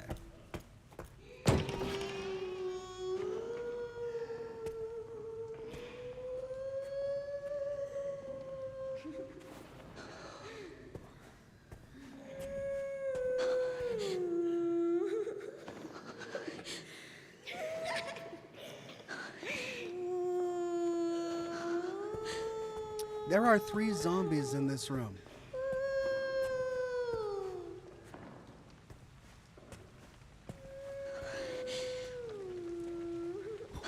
I've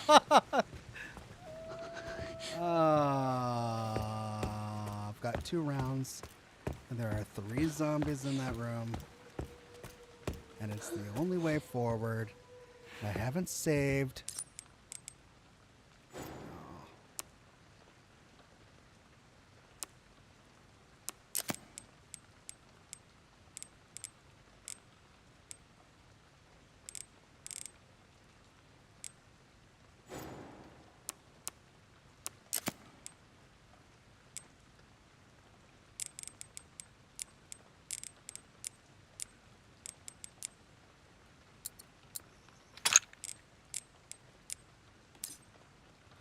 Item management is key to survival. Avoid throwing items away by storing items in the item box. Yes, yes, yes.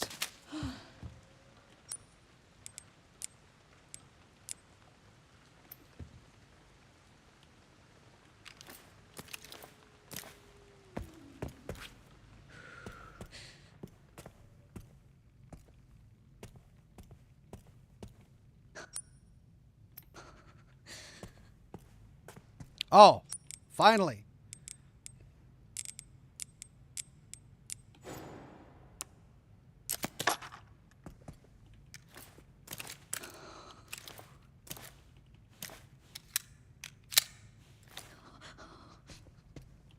Oh.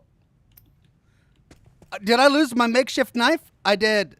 Oh no, I lost my makeshift knife because it wasn't a container. Because I couldn't just loot the ammo and put it in my gun. I had to put it in my inventory first. The door is warped and won't open. Well.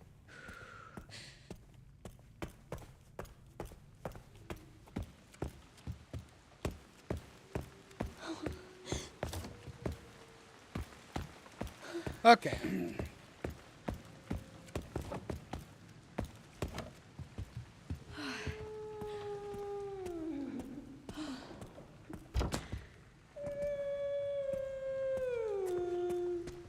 So the big question is, do I risk sneaking by, or do I use my 4 rounds? 6 rounds left.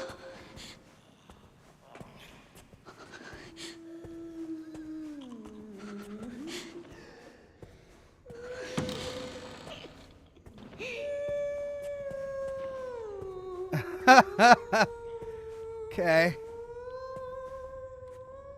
The door is warped and won't open.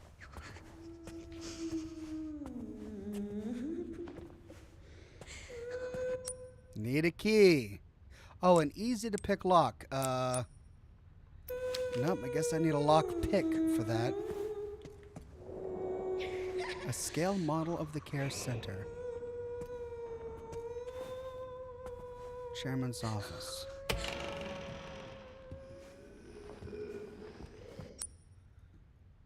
There are indents from writing. Okay.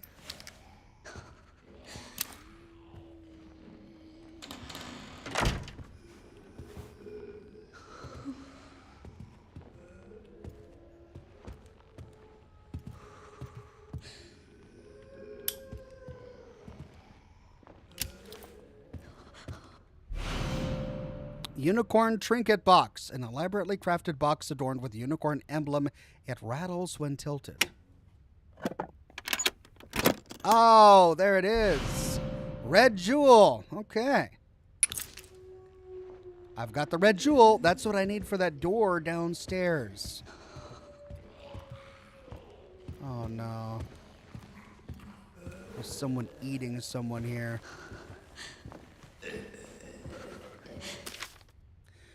Copy of an email to a manager, subject personal change from Mitchell Bennett. The new hire showed promise at the dinner meeting last month. Have his clearance bumped up a level and get him set up to work on the project. Send the current researcher for processing while you're at it.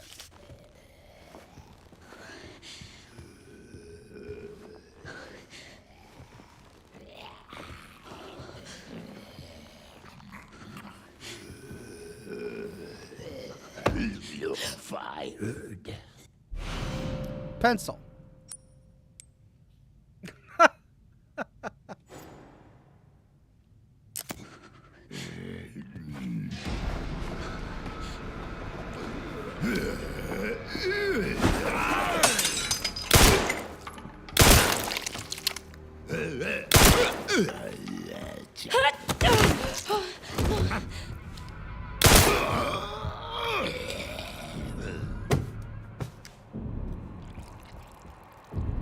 There's blood everywhere. Of course there's blood everywhere.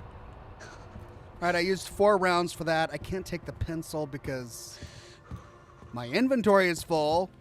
What would I use the pencil for? What is its purpose?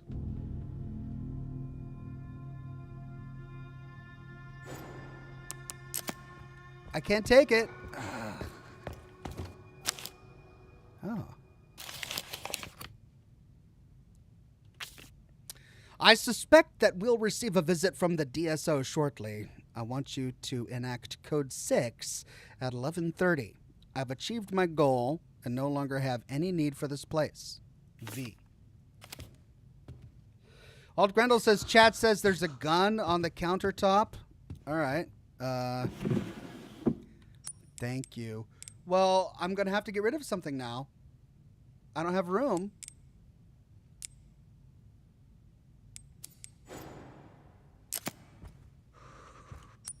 I don't have room. Because this freaking gem takes up a spot.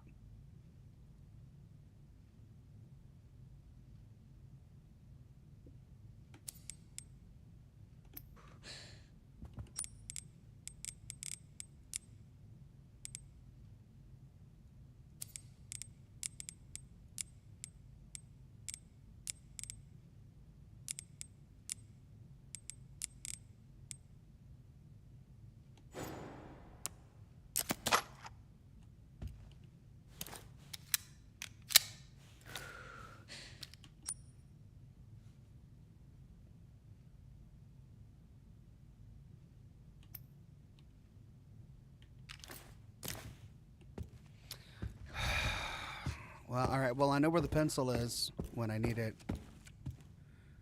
Gun on the countertop, you say?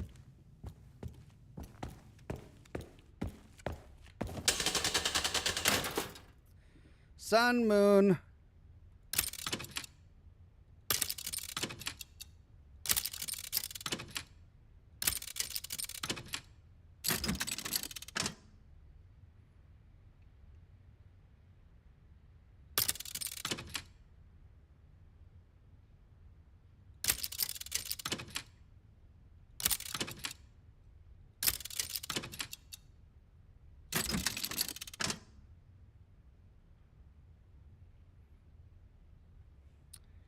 Star, sun, moon, star?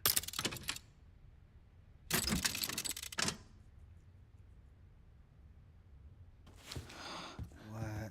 What is this?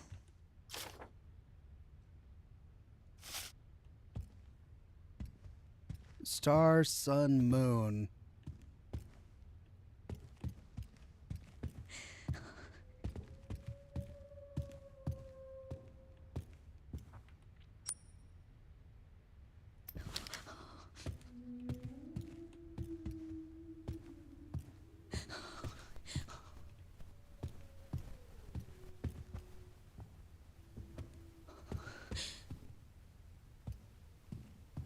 You need the pencil to reveal the code in the book. Well, I mean, what do I drop?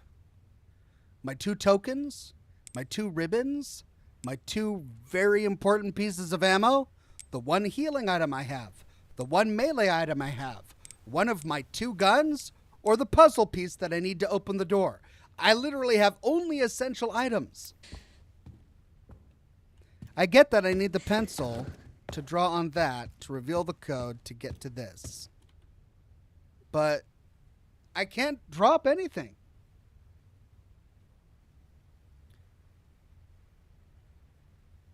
Moon, star, sun, moon.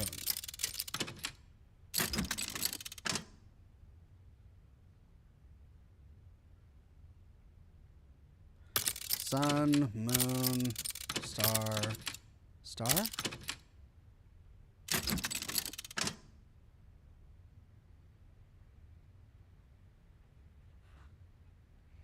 Sun, moon, star, sun?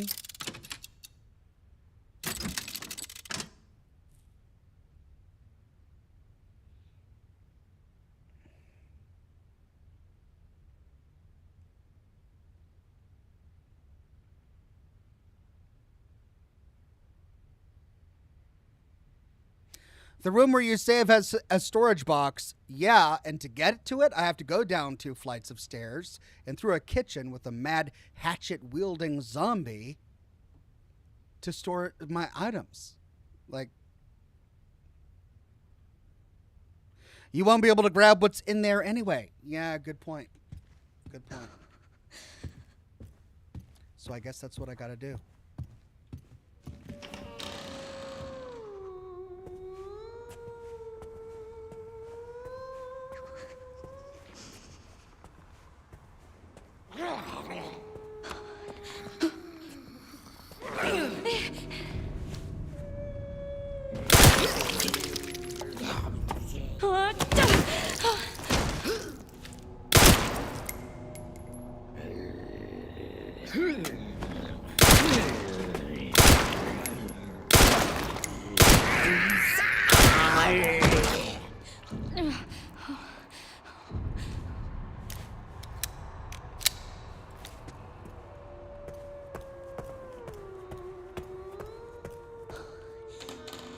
Well, I can loot the pencil now.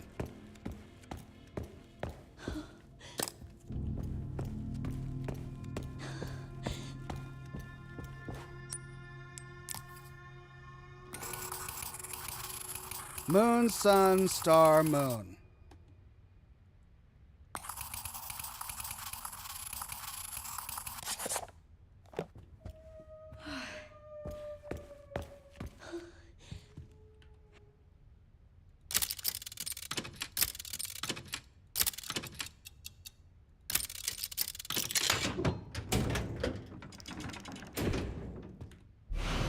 Moon quartz.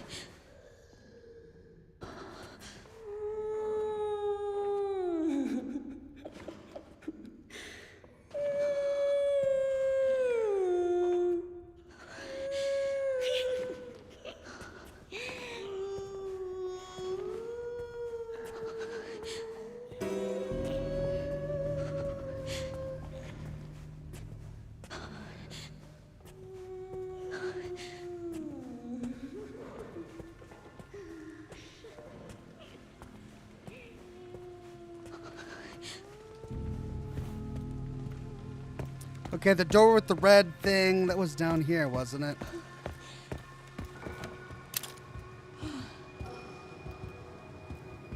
Or was it upstairs?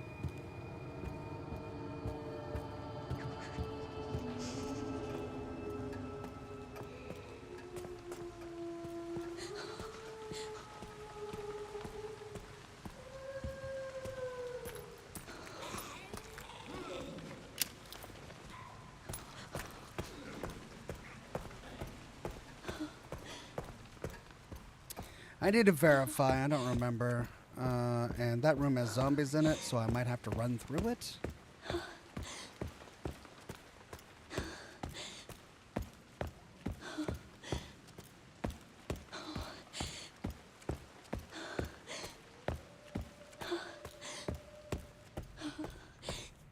Nope, it must have been downstairs.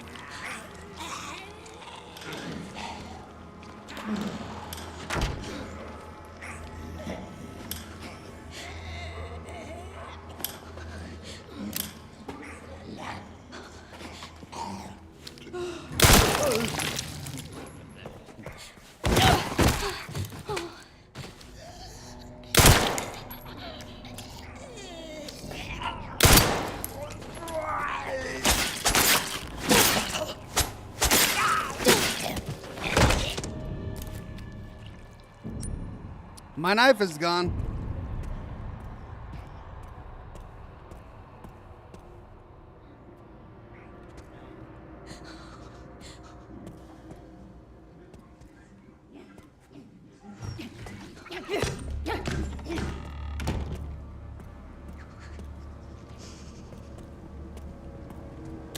Another knife.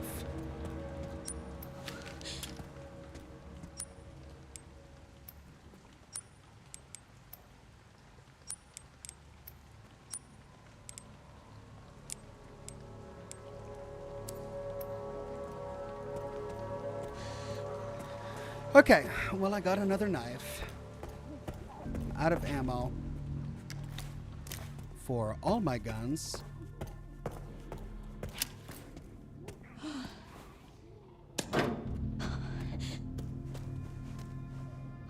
And big dude is missing. Oh no. Oh no. Oh no.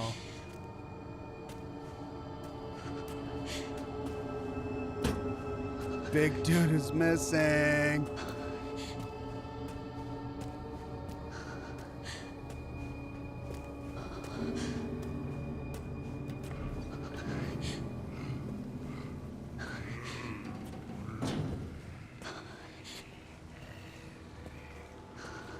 Oh, great. Oh, great. This is fine. Brilliant.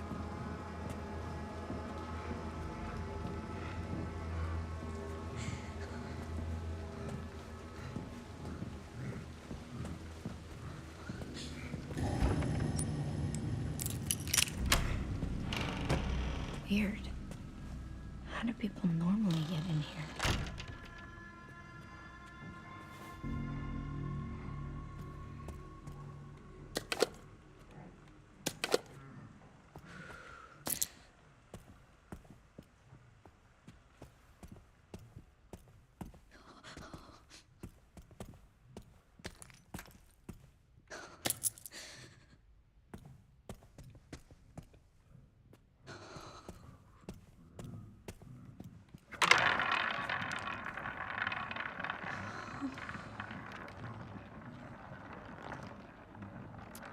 Gustavo says you're going to kick yourself, but the hallway where you killed the zombie upstairs next to the office had a shortcut to the middle safe area.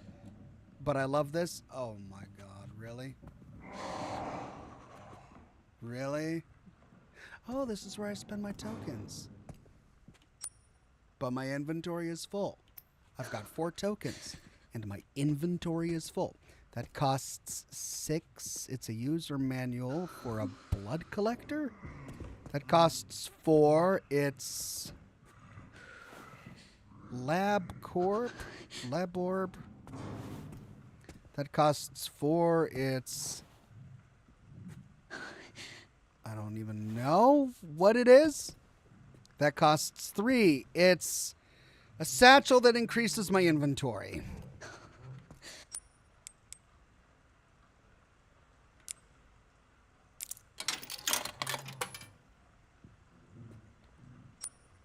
Really? One at a time.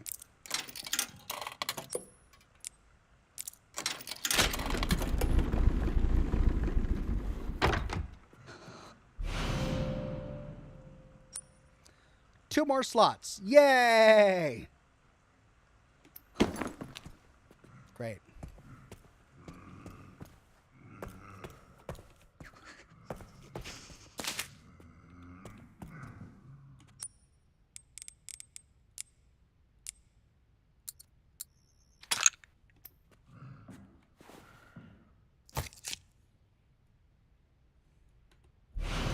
East Wing key card. Wow.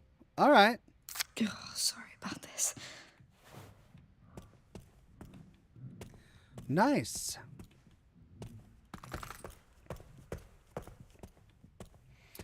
Well, now how do I get past Big Dude? Oh, yeah. Oh, yeah. There we go. 10 rounds. Nice. And another antique coin. So that gives me 2 antique coins. That's not enough for anything left in there. But I'll probably be coming back. That's 6, 4, 4, and that's done. So 3 items left, and I can't afford any of them. I've got 2 coins, 2 ribbon saves. I haven't saved once since I came to the West Wing. I need to somehow get around the Big Dude to get back to the save room so I can save my game.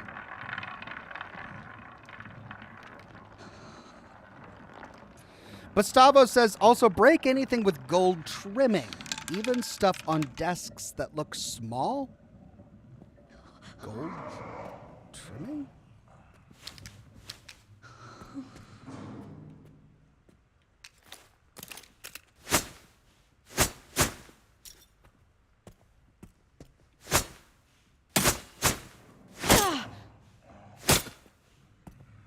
Well, like what?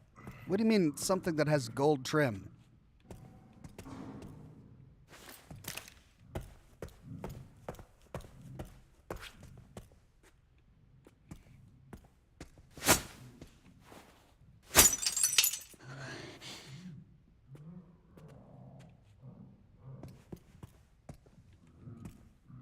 Well, I'll keep my eyes out for anything with gold trim.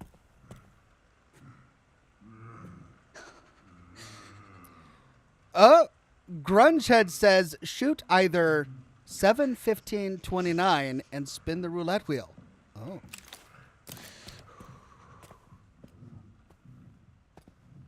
On the board or on the roulette wheel?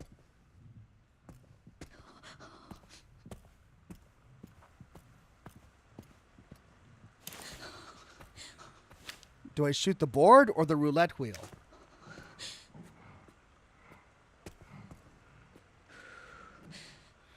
Ox, you can bet on the roulette table by shooting the number on the board. Oh. All right. I waste a bullet. I'll try 7.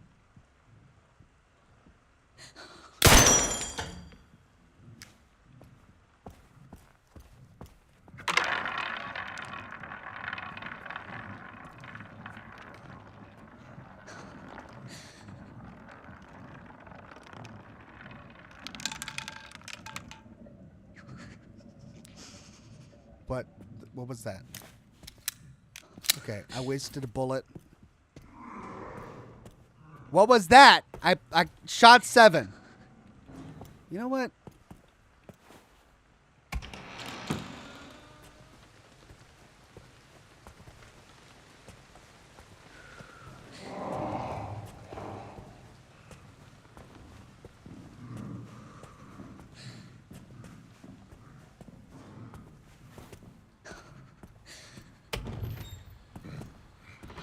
hate this place.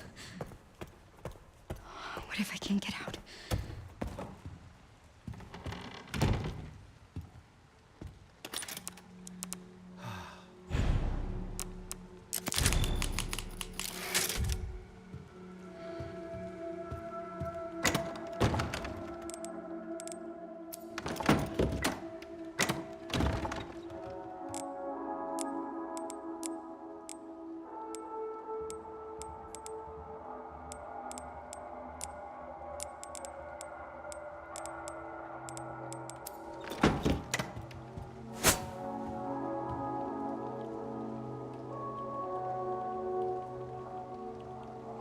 Okay.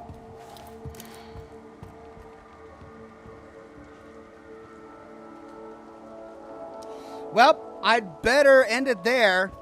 I only have a few minutes left in the game, and I don't think I can do much more. I got the East Wing key, hooray. Grunge says it gives you a coin and only lands on 715 or 29. You can save scum it. Well, I mean, I just saved. That's okay. Well, thank you for that. I just wasted one bullet, that's all. So it's a 1 in 4 chance, now that I know that. It always lands on 7, 15, or 29. So it's a 1 in 3 chance, really. So I could go back now and try it. Okay, well, I'm going to end it there. We did it. I've been having fun. Gotta say, as much as I'm enjoying the horror elements of this game, and the graphics are beautiful, and it's definitely a Resident Evil game, the inventory management is just annoying. The lack of bullets is just annoying. Having a completely helpless character like Grace is just annoying. Really looking forward to getting back to Leon, because he's fun. And otherwise, you know, I'm enjoying it. Should I continue with it? That's the question. Do you want to see more Resident Evil? I typically just play one live stream of a game and don't finish the entire thing. But who knows? Maybe I will with this one because it's Resident Evil and I've been having fun. So let me know in the comments section below. Thanks again for watching. We had a great broadcast despite the technical issues that I still don't understand. We managed to get through them and finish the broadcast. So thanks again. Have a wonderful night, and I'll see you soon with more lore videos and more live streams. Bye-bye now.